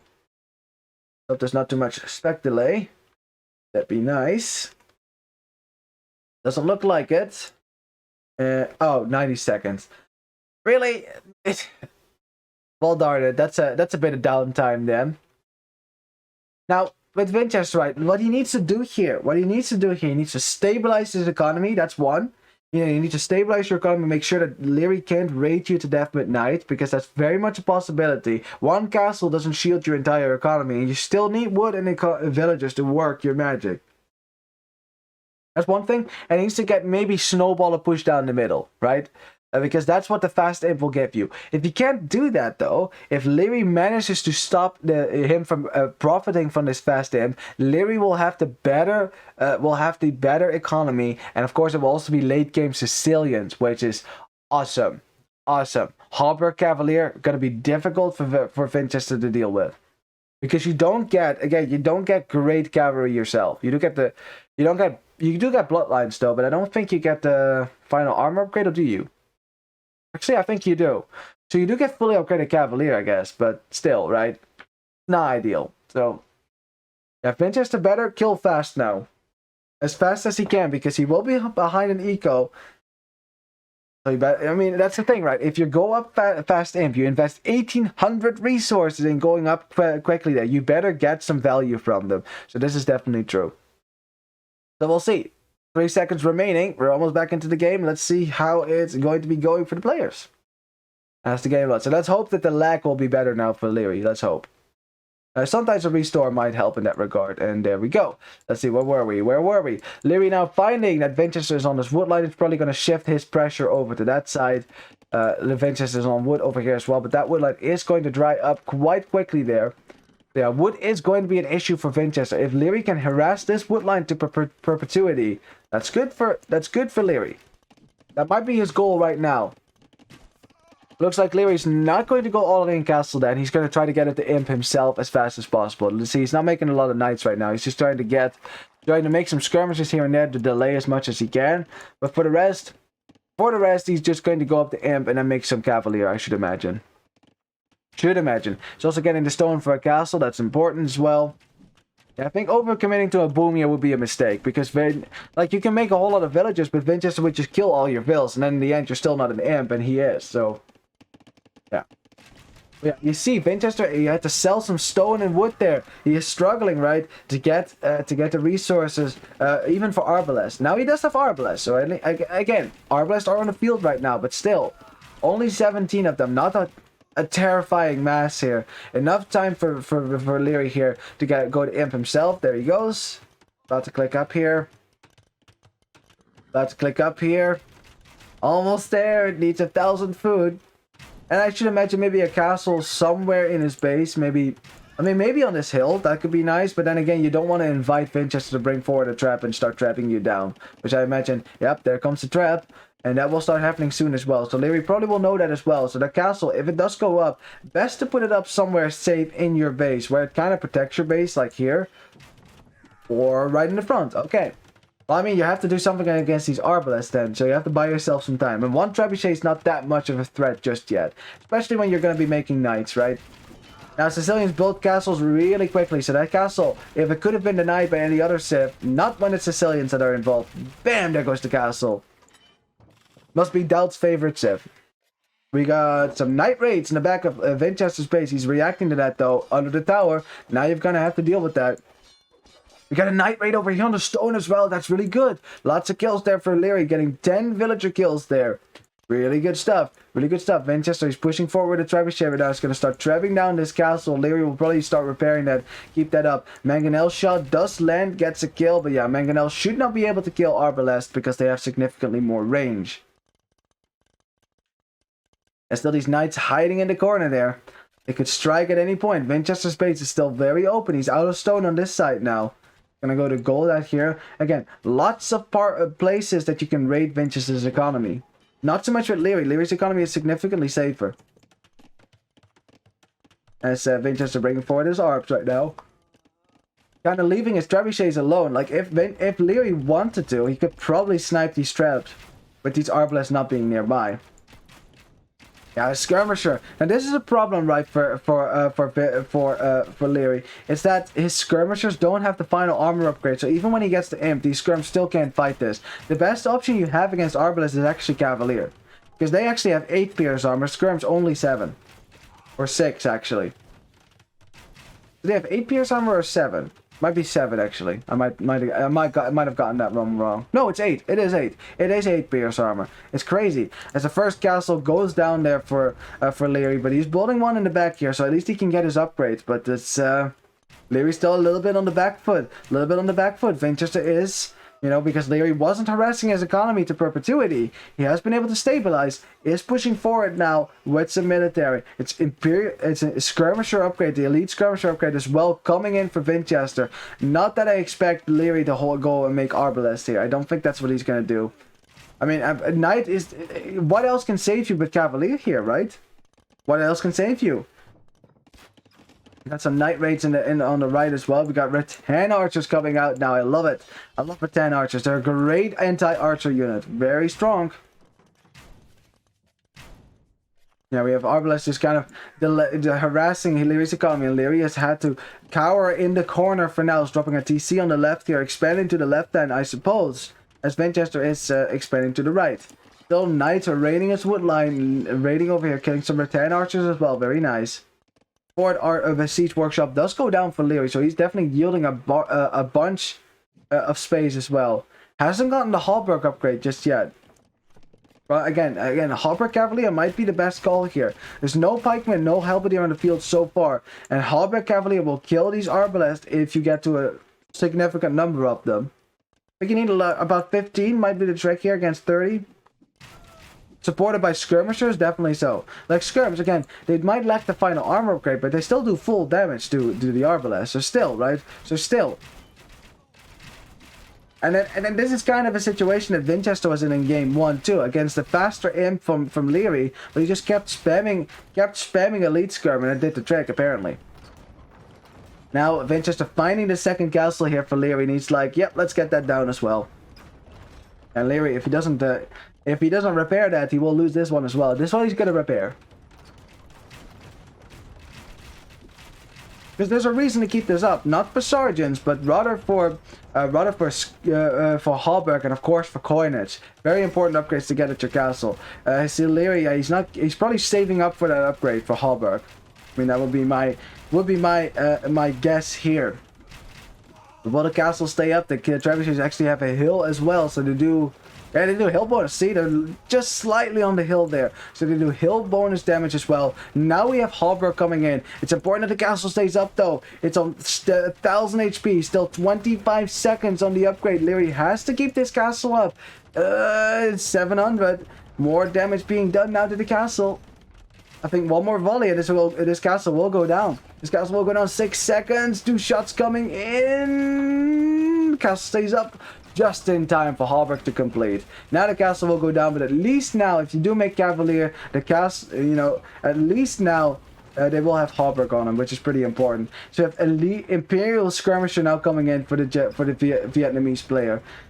Yeah, Vinchester looking strong with his Vietnamese tip. He's had a lot of success with that throughout this tournament, and this is why the fast in play is dangerous, because you have bombard cannons, you got arbalest, you got elite imperial skirmishers with more HP and 9 pierce armor. 9 pierce armor. Cannot make any military of your own. I mean, ranged military of your own against that one. And Liereyy, yeah, he has to get his armor up right now. He needs to get the cavalier upgrade. That's going to take a while. 8 pierce armor on these knights, so it's pretty good. They could probably fight over here already. Yeah, look how little damage they take. Now Vinchester can click this and see, wait a second, how many upgrades does he have? Okay, looks like he's going to go for some halberd cavalier then. So yeah, there you go. Pikeman upgrade coming in now, and halberdier is an option that Vietnamese do get. So definitely something to keep in mind, as the main town center for Liereyy does go down here. Cavalier upgrade coming in as well, but still, it's a minute and 30 seconds. It's a long upgrade to come in, and Liereyy is being pushed back further and further. It's a lot of farming economy he's now not going to be able to use, and I wonder maybe if he just started going for cavalier to open up with instead of opening up with elite skirms. I wonder if it would have been better right now, because Vinchester is using his momentum to push further and further into Lierey's base, and Lierey's had to yield so much terrain, has to abandon so many wood lines. This is the only wood line that Liereyy is taking right now. He doesn't have another wood line right now. It's just not a very wooded Arabia this time around, and no wood, no farms.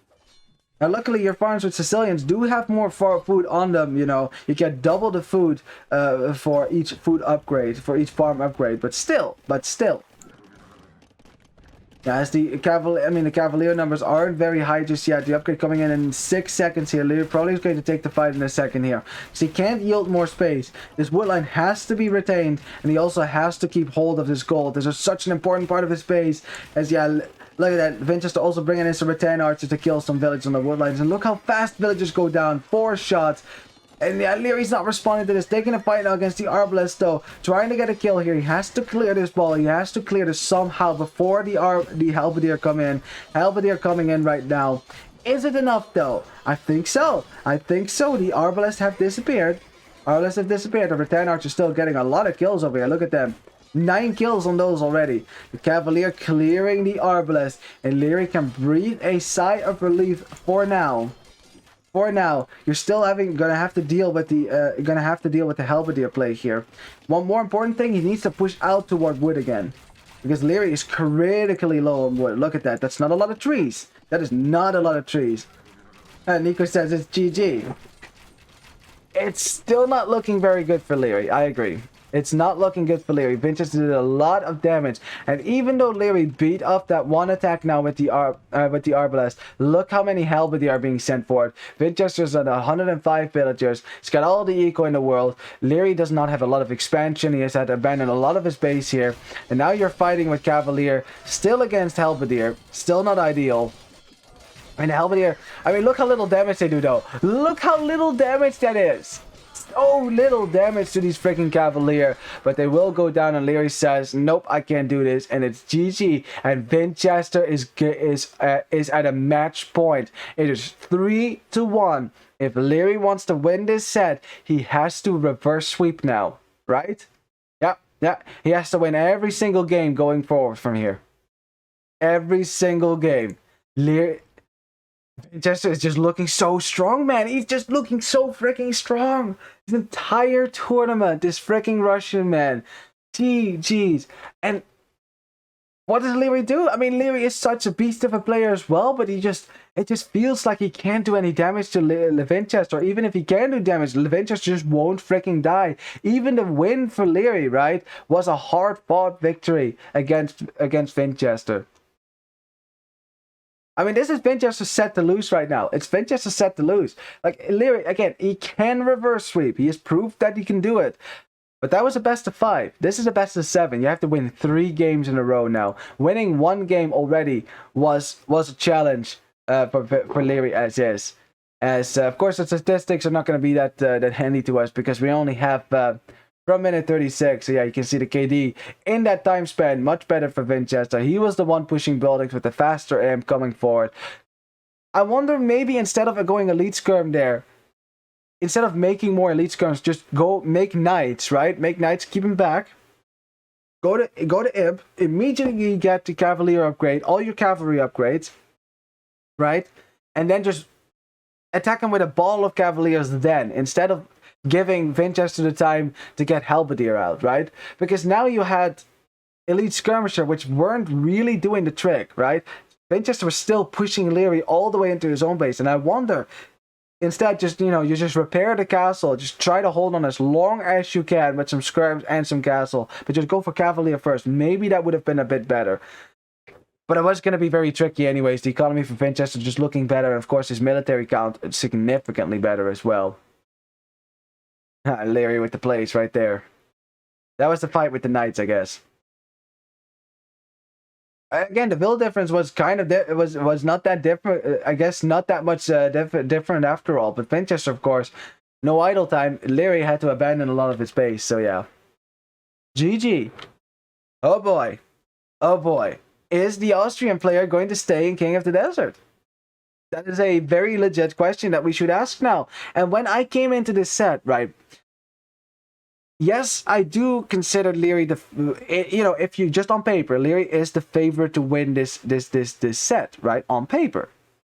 But I have looked at how Liereyy played, and Liereyy has had, he has had very dominant performances, like lots of 3-0s, right? It's knocked out a lot of players fairly easily. Like, it didn't seem like Liereyy was struggling that much in King of the Desert. Vinchester, on the other hand, lots of best of 5s, lots of games that went to 5 games. But the way that Vinchester was playing, he was killing players that some would consider stronger than Vinchester. Like he was consistently considered the underdog there. Even though, and I mean, technically he was seed 4, so actually he's not really the underdog in most of these matchups. But still, right? But he was winning. First he beats Kaspa, then he beats Hera, and now here again, then he beats Yo, and now here against Liereyy. He is about to beat Liereyy as well. Vinchester is playing peak Vinchester right now. Like, he is performing so freaking well. Like, it's not easy. It is not easy to knock out that strong of a list of players, man. If you think about it. Like, this reminds me of the bracket that Hera actually had in Hidden Cup 4. I won't spoil all the names for you if you still plan on watching it. But let's just say, if you look at the amount of strong players that Hera had to go through in Hidden Cup 4, that was an impressive run for him, and then winning the tournament. That's not a spoiler, everyone knows that. But here for Vinchester, again, his bracket has been very difficult, but It's looking good. It's looking good. I mean, in the end, you still have to beat either the Viper or Jordan, which of course is the second semifinal, which will be happening after this one. Don't, of course, that's going to be a very good set as well. But yeah, man, I'm just kind of speechless by how these games have gone so far. Let me update the scoreboard. Actually, I forgot to do that. Hang on.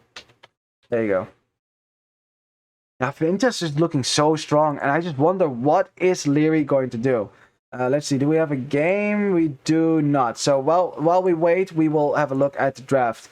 So we can speculate. What is Liereyy gonna do here? Because it's a win with Vietnamese, it's a loss with Sicilians, a very strong civilization as well to lose. I'm fairly certain that Lierey's gonna pick Chinese here. I'm fairly certain because this is a match point, right? I mean, it's probably gonna be Chinese. Like, I'm fairly certain. Yeah, exactly. But if it's going to be Chinese, what is Vinchester gonna do? Is he gonna go for Mayans? And if it is Chinese Mayans, what is the better Civ here? It's, I mean, and not just on paper, right? Not just on paper, like between the two players here. What wins, Chinese or Mayans? I think I like Mayans better, honestly. Like, Eagles is just such a great unit to go for. Yes, Chinese do get champion, but still. I mean, I'm not sure about it so far, but yeah, I think it's gonna be Mayans Chinese. That would be my guess here, unless Liereyy wants to shake it up. But I don't know. I don't know about that. I think Mayans have longer lasting rest. It's just too strong. If you don't lose early, you win late. Yep, I can see that. You just have more gold available to you. Now, of course, Mayans don't get hussars, so Chinese at least can raid in the late game. That is true. But you should think. Oh boy, whoops. Let's see what's going on. Hang on. Looks like we got some technical issues. Please stand by. I have no ETAs. I'll post the IDs when they're starting. Okay. So it looks like they're taking. I mean, it's not really a break, but I guess there's just some technical difficulties there. And man, I hope they've sorted out though, because I really want to see the conclusion of this set. We're so close. I invested 3 hours of my life into this. Now I want to know how it ends. Damn it. That's like when they do like a show and it's like they don't forget to make the last episode. It's that sucks. Yeah, I do want them to have both perfect connection. If Liereyy is having a lot of lag problems, that of course definitely nerfs him. Like for me, the worst thing that can happen is lag. Like the worst thing. I hate lag. I really do. I don't know what it is, but if my game lags when I play, it's like my brain lags as well. It's like my brain starts moving more slowly, and I can't make decisions as fast. Which is weird, because if you have lag, right, it's like you have more time to react to things, sort of, but not really. Actually, not really, because then when you react, there's a delay as well, so it's really kind of bad anyways. Yeah, I don't know, it just makes my mind sluggish, and I hate playing like that, so if they have lag right now, I hope they can fix that, because that would of course suck. I think Austria should have fine internet connection there. I don't know about Vinchester's situation, but in Russia, depending on where he is, of course. I think if he's like in Moscow or something, I think the internet's going to be fine as well. I don't know. I mean, again, they must be on a good server, right? They have to be on a good server. Like, it's got to be Eastern Europe or something like that, or whatever server that's called. So that's not going to be a problem. But yeah, that doesn't mean that there is no server connection issues. And also remember that yesterday, apparently, there was a big server outage for across all of AoE. If you didn't catch that, that actually happened somewhere in the middle of the day, at least for me. I mean, that was I was actually just in T90's chat. We were doing community games, and he couldn't do community games because the servers were out for Age of Empires 2, but also for Age of Empires 4. So it was a big server, game-wide server outage. So I wonder, if there's maybe some server issues going on behind the scenes. Of course, they don't tell us that, so we won't know that. But that's something to keep in mind for sure. Let me see if they have posted anything. We have a game 5. We have a game 5. We have a game 5. Oh boy, oh boy, oh boy. We have a game 5. Hype, hype, hype. Let's go. Let's go. I'm very happy about that. Oh boy. Let's get into this game. Looks like they resolved their issues, so we can continue with the awesome play. Oh man. And you know, let's. And also, it's a good time to just say thank you to the players. You know, thank you for the players for, you know, playing a grueling best of 7, right, for our entertainment. I really appreciate it, you know. As we have speculate. Darn it. 80 seconds. Oh boy. Now we have to wait. That means I have to talk, because this is what you would call on a radio, we'd call this dead space, right? Dead, you know, the time of dead space. Because there's nothing to talk about really, and you have to fill that, because you know we can go back to the draft and I can speculate on whether it's going to be anything else than Chinese and Mayans, but it's probably going to be Chinese and Mayans. But again, not necessarily, right? I think it's Chinese, definitely for Liereyy, but I'm not sure if Vinchester, he might surprise us by picking something else. Because if he loses, right, if like, think about it, if he thinks Liereyy is going to go for Chinese, which is his strongest civilization, what you could do is sacrifice one of your weaker civ, and exactly, don't risk Mayans, then give Liereyy a win, and then after that, Liereyy doesn't have a great civ against Mayans anymore. I think that might be Vinchester's thought process here, so it wouldn't surprise me if he doesn't go for Mayans here, because he is already at a set point. Any of the next 3 games, he only has to win one of them. Only has to win one of them. Liereyy has to win all 3. Yeah, keeping Mayans back and just wait until you get a great matchup yourself. Even if Liereyy wins 2 more games now, as long as Mayans are in the bracket, that means at some point it might be Malians or Lithuanians against Mayans, and I think Mayans probably beat those 2 civs. So, gonna get risky for Liereyy. Again, it's not gonna be easy for him. He has to win. He has to win. And oh, wow, okay, well, this is a surprise. This is a surprise. Let's go into game number 5 and look at the civilization that Liereyy has gone for. Lithuanians. Not picking Chinese. He has gone for Lithuanians. And Vinchester might have expected Chinese then, decided to counter it with a strong pick of his own, and he went for Mayans. And now it is Mayans versus Lithuanians. And what do we prefer here? Should think Mayans, right? I should think Mayans. I mean, Lithuanians have. If you can get some relics out, maybe you can do a lot of night play, maybe. But Mayans gotta be strong. You know, on paper, Mayans gotta be stronger here. I don't know. I don't see Lithuanians winning this easily. It's not a safe win. I don't think it's not like Berbers versus Huns or like Ethiopians versus anything with anti-archers, you know, like Vietnamese, for example. Like, it's not like that, but it's gonna be tough anyways for Liereyy here.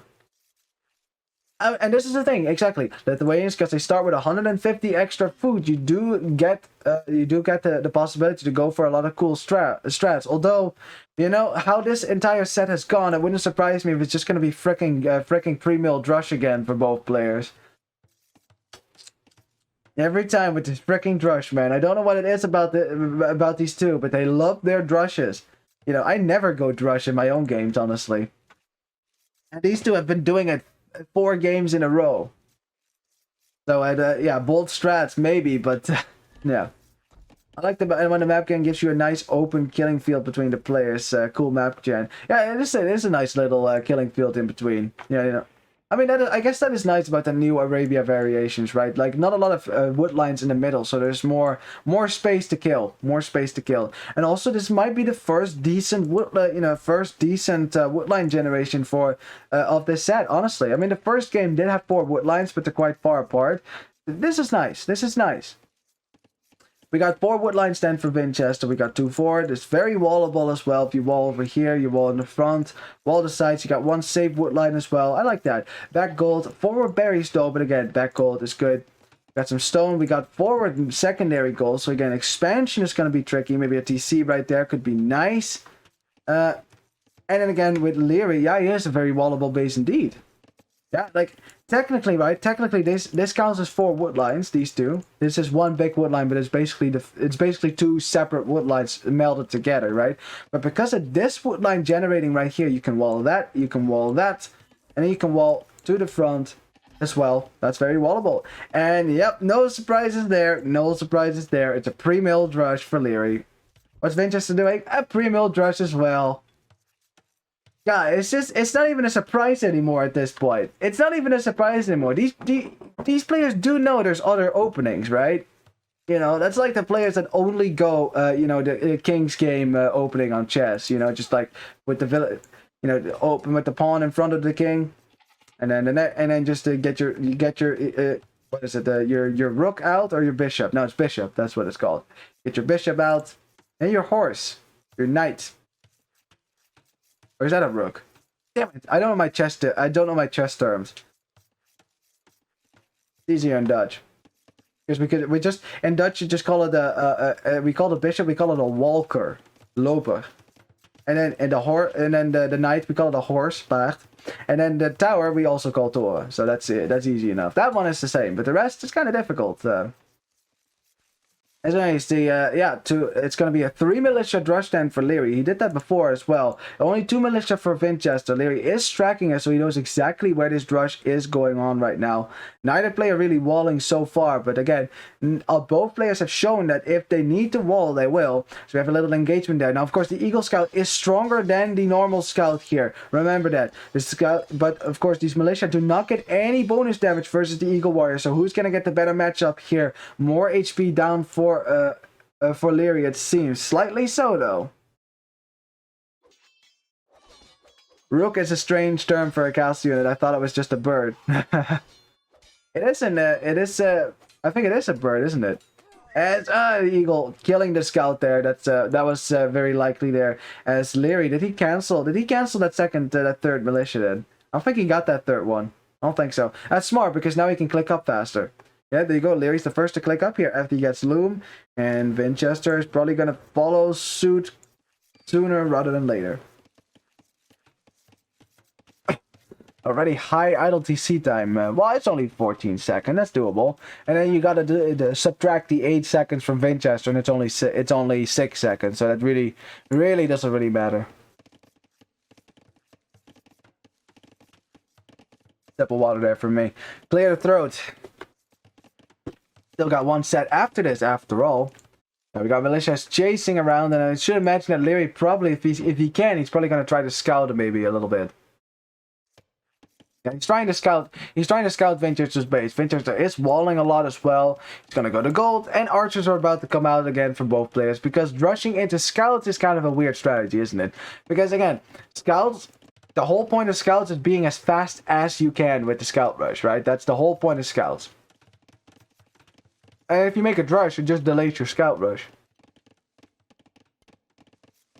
Well, it's 2 HP on that militia, so it will go down the moment that now, if you scroll on top of the minimap, it actually moves your entire window as well. That's I sometimes make that mistake.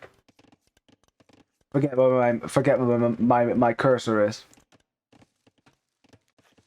Well, I mean, no villagers have died for either player. A better KD for Vinchester after all, because he did kill the scout and 2 militia at the same time. But still, it's not that much of a difference. This eagle is fairly weak, so there's going to be some archer play for both players now. But of course, Mayans can always add in some eagles there. Can always add in some eagles, and it wouldn't surprise me if Vinchester is going to do that as well as soon as he hits the next stage. Look at these arena clowns, right? I mean, almost. They are building themselves in a little arena indeed. Well, Vinchester's gonna wall forward to the left there. He's big in a big arena. He's like, I don't just want an arena, I want a double arena. I want half the map. All the low elo legends looking at this right now, they're nodding and they're going like, yep. See, this is the dream. This is the dream. Walling half the map. That way you have more space and safety. As Vinchester kills a camel. Or a dromedary, actually.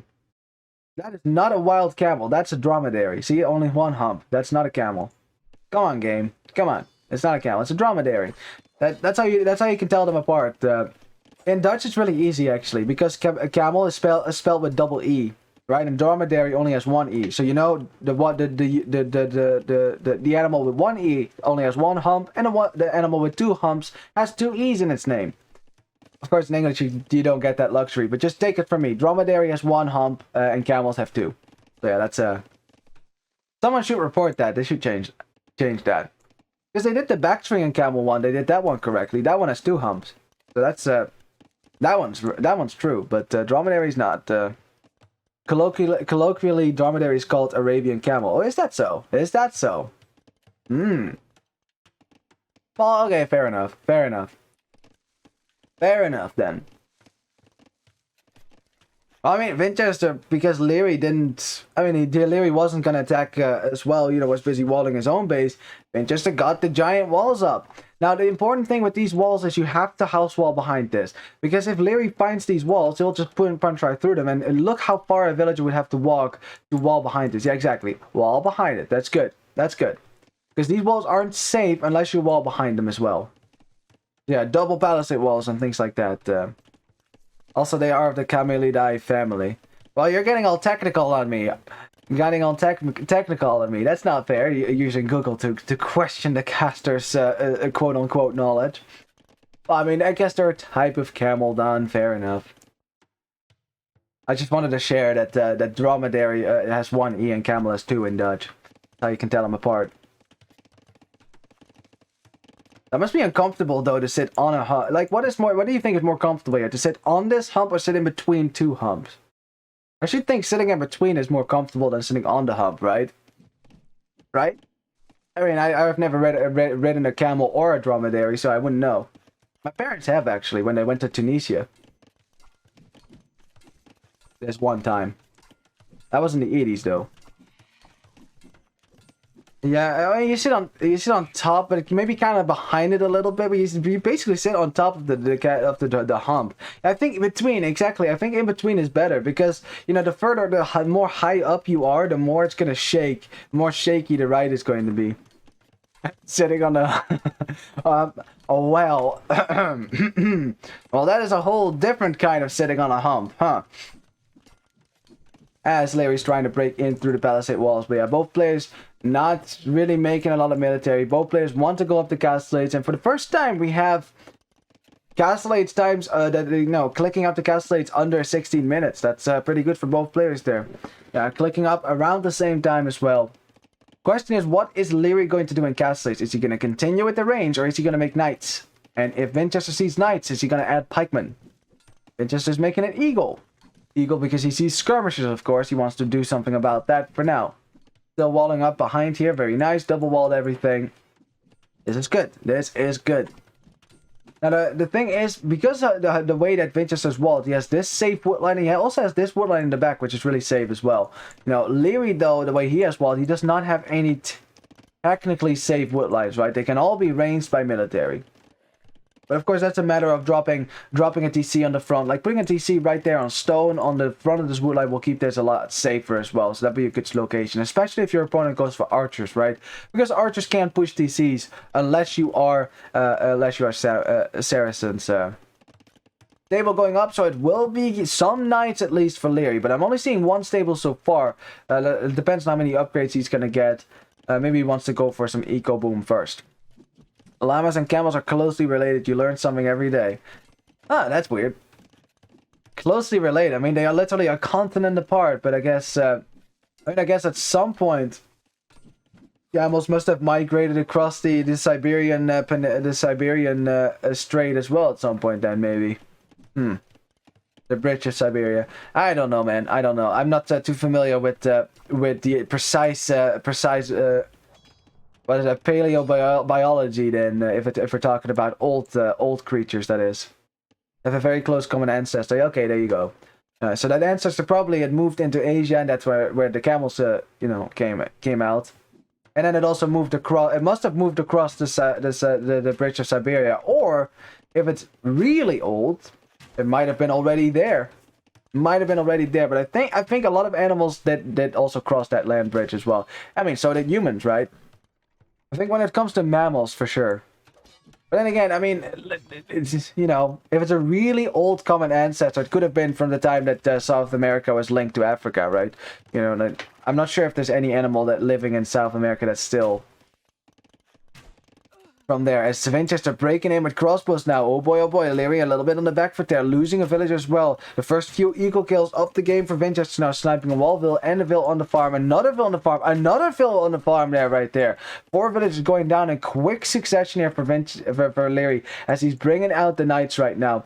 The question is, did Vinchester see those stables? He did. So he will know knights are coming out. I wonder if he's going to add some pikemen then. Has 2 barracks to spam them from if he wants to. Of course, knights are still a big problem. Now, one thing I want to know, how many relics does Liereyy see? He sees 1 over here, he sees 1 over here, he sees 1 over here. Okay, he sees 3 relics already. That's good. Now, he can't get the 5th one. He might be able to snag the 4th one. If you can see that, he might scout it in a second here. Vinchester, does he know about the relic? He does not, so he will not be able to stop that. Yeah, I think relic play might be important here. Getting some extra attack allows you to kill archers much faster, allows you to kill eagles much faster, and also it allows you to kill buildings much faster, and that might be the most important part of it, honestly. As we have a villager coming forward, looks like a forward siege workshops here. Yeah, Liereyy not interested in going to multiple TCs here. Vinchester though, dropping a 3rd town center right now, and he's gonna get his eco up. And Mayans are just disgusting with how good their economy is. As oh boy, Vinchester. Is he going to show his crossbows here? Because Lierey's probably looking for them. He's looking for a way into Vinchester's base. Sees the TC now. Sees the crossbows. I wonder, is he going to bring his knights back? Yep, +2 knights. Is he going to bring them back to maybe kill these crossbows then? You know, Liereyy also hiding the fact he's dropping a TC right now. That is 9 knights. That's enough to kill these crossbows. You know, have +2 as well. Now in as well have husbandry, so they're fast enough to close the distance. Very dangerous from Vinchester. You don't want to get your crossbows caught off guard here. If Liereyy sees them with the skirmishers, he might send his knights in. Oh boy. Yeah, but now you're cut off on your base. And Lierey's definitely going to take the fight. Taking the hill as well. That was such a big risk for Vinchester to take. Going to the middle like that. Yeah, the expos. And indeed, no archer armor are going to go down quite quickly there. I mean, they take the full 10 attack. You know, that's 4 hits and they're dead. Yeah, that's a lot of crossbows that did go down there. Some knights as well, though. Good micro there for Vinchester to get some value there. So in the end, it's not as bad as it could have been. You know, Liereyy wasn't able to enclose these crossbows as well as he could. But, yeah. Now, it is 40 villagers for Liereyy, 54 for Vinchester. This is a situation like game number 2. Where Vinchester goes to 3 TCs and Liereyy goes all in knights. This time it better work, though. You know what the worst part is? It's again against the Mesosiv. Again against the Mesosiv. Now, Vinchester is aware now that he's being besieged on this town center. There's not much he can do about that, but look at that. Immediately dropping a castle with Mayans, and why not? And why not drop a castle there? I don't think that Liereyy can stop that. And unfortunately, when you go knights all in, it's really difficult to go to imp after that as well, because the knights are so expensive food-wise. 80 food, it's a lot of food. Now, he can barely, like Liereyy right now, he can barely afford to keep producing knights here from 2 stables and villages at the same time. The ILTC time is rising for both players, but mostly for Liereyy as well. As Liereyy, oh boy, let's see how your micro is like. You need to keep the mangonels alive. Those are expensive units nonetheless. You don't want to lose these. As Liereyy tries to get a shot in. Vinchester dodging though. Is he gonna get a shot? Split micro there. Castle is in the neighborhood as well. Vinchester surviving, only losing 1 crossbow. Getting the HP off of one of these mangonels, and he's going to continue to do this, isn't he? Split micro there. Attack ground though from Liereyy, anticipating that. 1 mangonel goes down. No, almost goes down. Oh, but good hits there. Good hits there on the crossbows. So Liereyy, Vinchester paying for killing a mangonel with the lives of at least 8 crossbows there. Another shot. Knight might just dive this then. Knight might just dive this. Plumed archers coming out. I love it. I love it. Plumed archers, so you can actually counter raid as well. I like that a lot. Just even getting like 5 plumed archers might do the trick there. Now, one thing about plumed archers that kind of sucks is that the fact that they lack range. They have the same range as a cavalry archer, which kind of sucks. You know, that makes them a worse unit than crossbows in some regards. And especially in micro battles as well, because you have to get closer as well. As Vinchester clicks up to imp. Oh no, not again. Liereyy trying to force his way through into Vinchester's base, and Vinchester's like, nope, we're just going to drop a castle right behind that.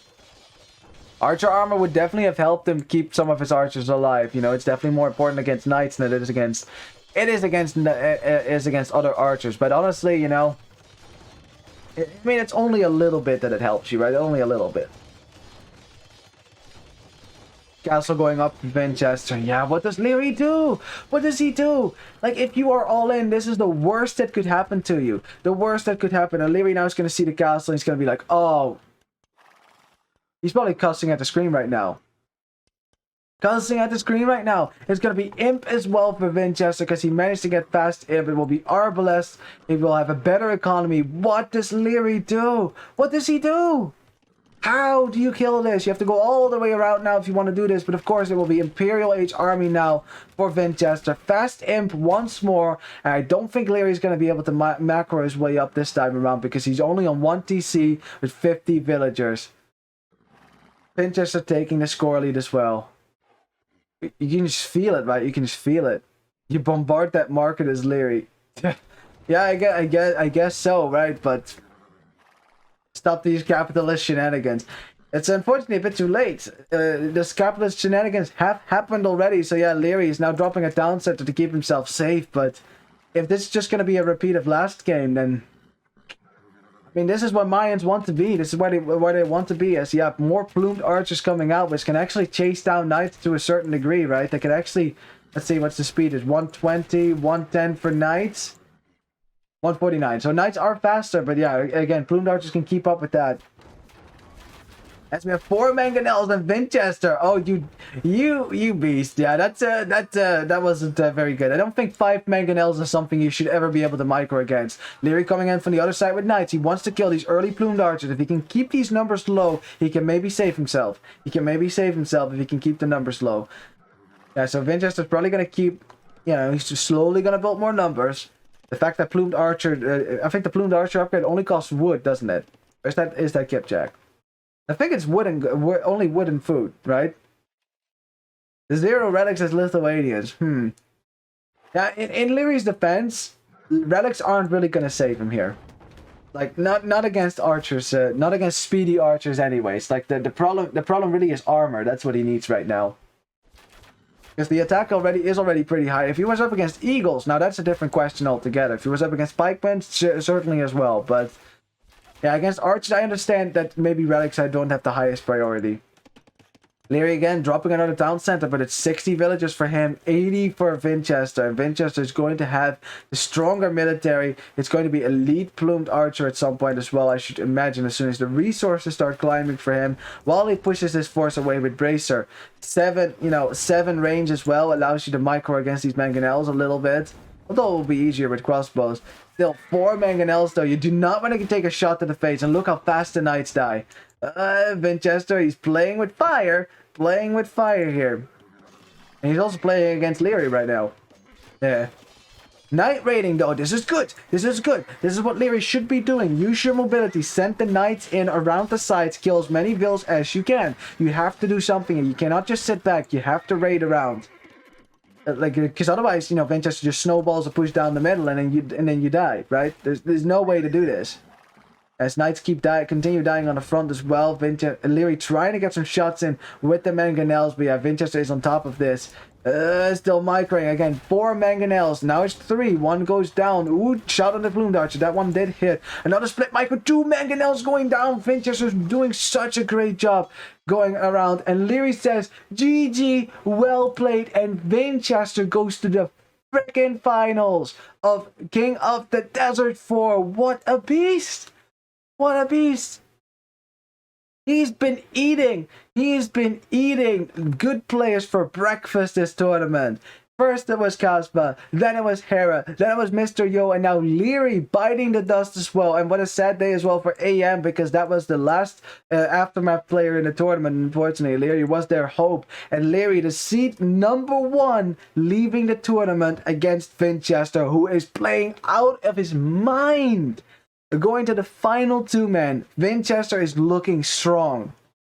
And to the point where I even think that Viper or Jordan, whichever is going to make it into the final, whoever is going to make it in the final, I mean, it's gonna have to bring their A game against Vinchester, because Vinchester is looking on point. No longer is he the YOLO, aggressive, micro until you fall dead kind of person from 2 years ago. No, Vinchester has has bloomed into an awesome player here. Just look how strong he played. You know, never overcommitting to the micro. You know, strong strategy as well. You know, like wasn't even so much macro overall because I think Liereyy probably has the better macro of the two players. But the strategy was on point. Going fast imp when necessary, keeping yourself safe, stone walls up when necessary as well. It's just he just played like a beast. I don't know what else to say. I don't know what else to say. He just did such a great job, and I'm absolutely astounded by how well he played. I think the time that we can underestimate Vinchester is officially over now. It's officially over. He has to be in the conversation for top 5 now. You know? This dude keeps making it high up in tournaments now. You know, maybe Rebel Wolo wasn't one of his, you know, he wasn't in the top 4 there, but at least not in Rebel Wolo 5. He wasn't the Rebel Wolo 4, just saying, right? And he won against Liereyy, that's huge. You know, like, it's not like a fluke where he, like, happens to beat one, top 5 player. He's been beating 3 top 5 players. 3! First Hera, then Yo, and now Liereyy. I mean, that is just crazy. It's just crazy. I think, yeah, Vinchester is making a name for himself. You know, and already, I must say, like, Vinchester was one of the first pro players besides Hera that I had, you know, that I felt, that I grew towards. That I was like, you know, that's fun to watch, you know. And I really loved his golf play. You know, the unorthodox Civ picks, which actually he doesn't really do that much anymore. You know, Pols was kind of unorthodox maybe, but it's not like Goffs, right? But yeah, it's just, yeah, I think he is already going to be proud of himself right now. I bet the hands are in the air. The smile could not be bigger on the smiling Russian. Yeah, do you notice that if you see Vinchester play, if you look at Mem's channel, if you were watching the games over there as well, you probably saw his face. He's always smiling when he plays, most of all. Unless things are going wrong, then the smile disappears. But, you know, for the most part, he is smiling. Kind of funny. He has a cute smile. He looks like such a happy Russian. I like it. Oh man, let's have a look at the statistics, shall we? We can take our sweet time now because it's probably going to take a while before the next set will start, which is probably going to be a banger as well, man. Oh boy. Let's have a look. Yeah, KD for Liereyy. Despite his KD being better, the fact is Vinchester just went up to Imp, and after that, the KD would have gotten worse and worse from there. And Liereyy also knew all-in Knights is not something that you can turn into a fast Imp. It's so difficult to do because you're spamming a unit that is so expensive food-wise. It's so expensive food-wise. Like, what do you do there? Like all in archers and then going imp. Now that's possible, right? Because you're not making a food unit. But with knights, very difficult. We knew it was going to be difficult here from the first place. Maybe if Liereyy had boomed, you know, boomed into a large economy with knights, maybe that would have worked. But yeah. Mines is a tough Civ to beat.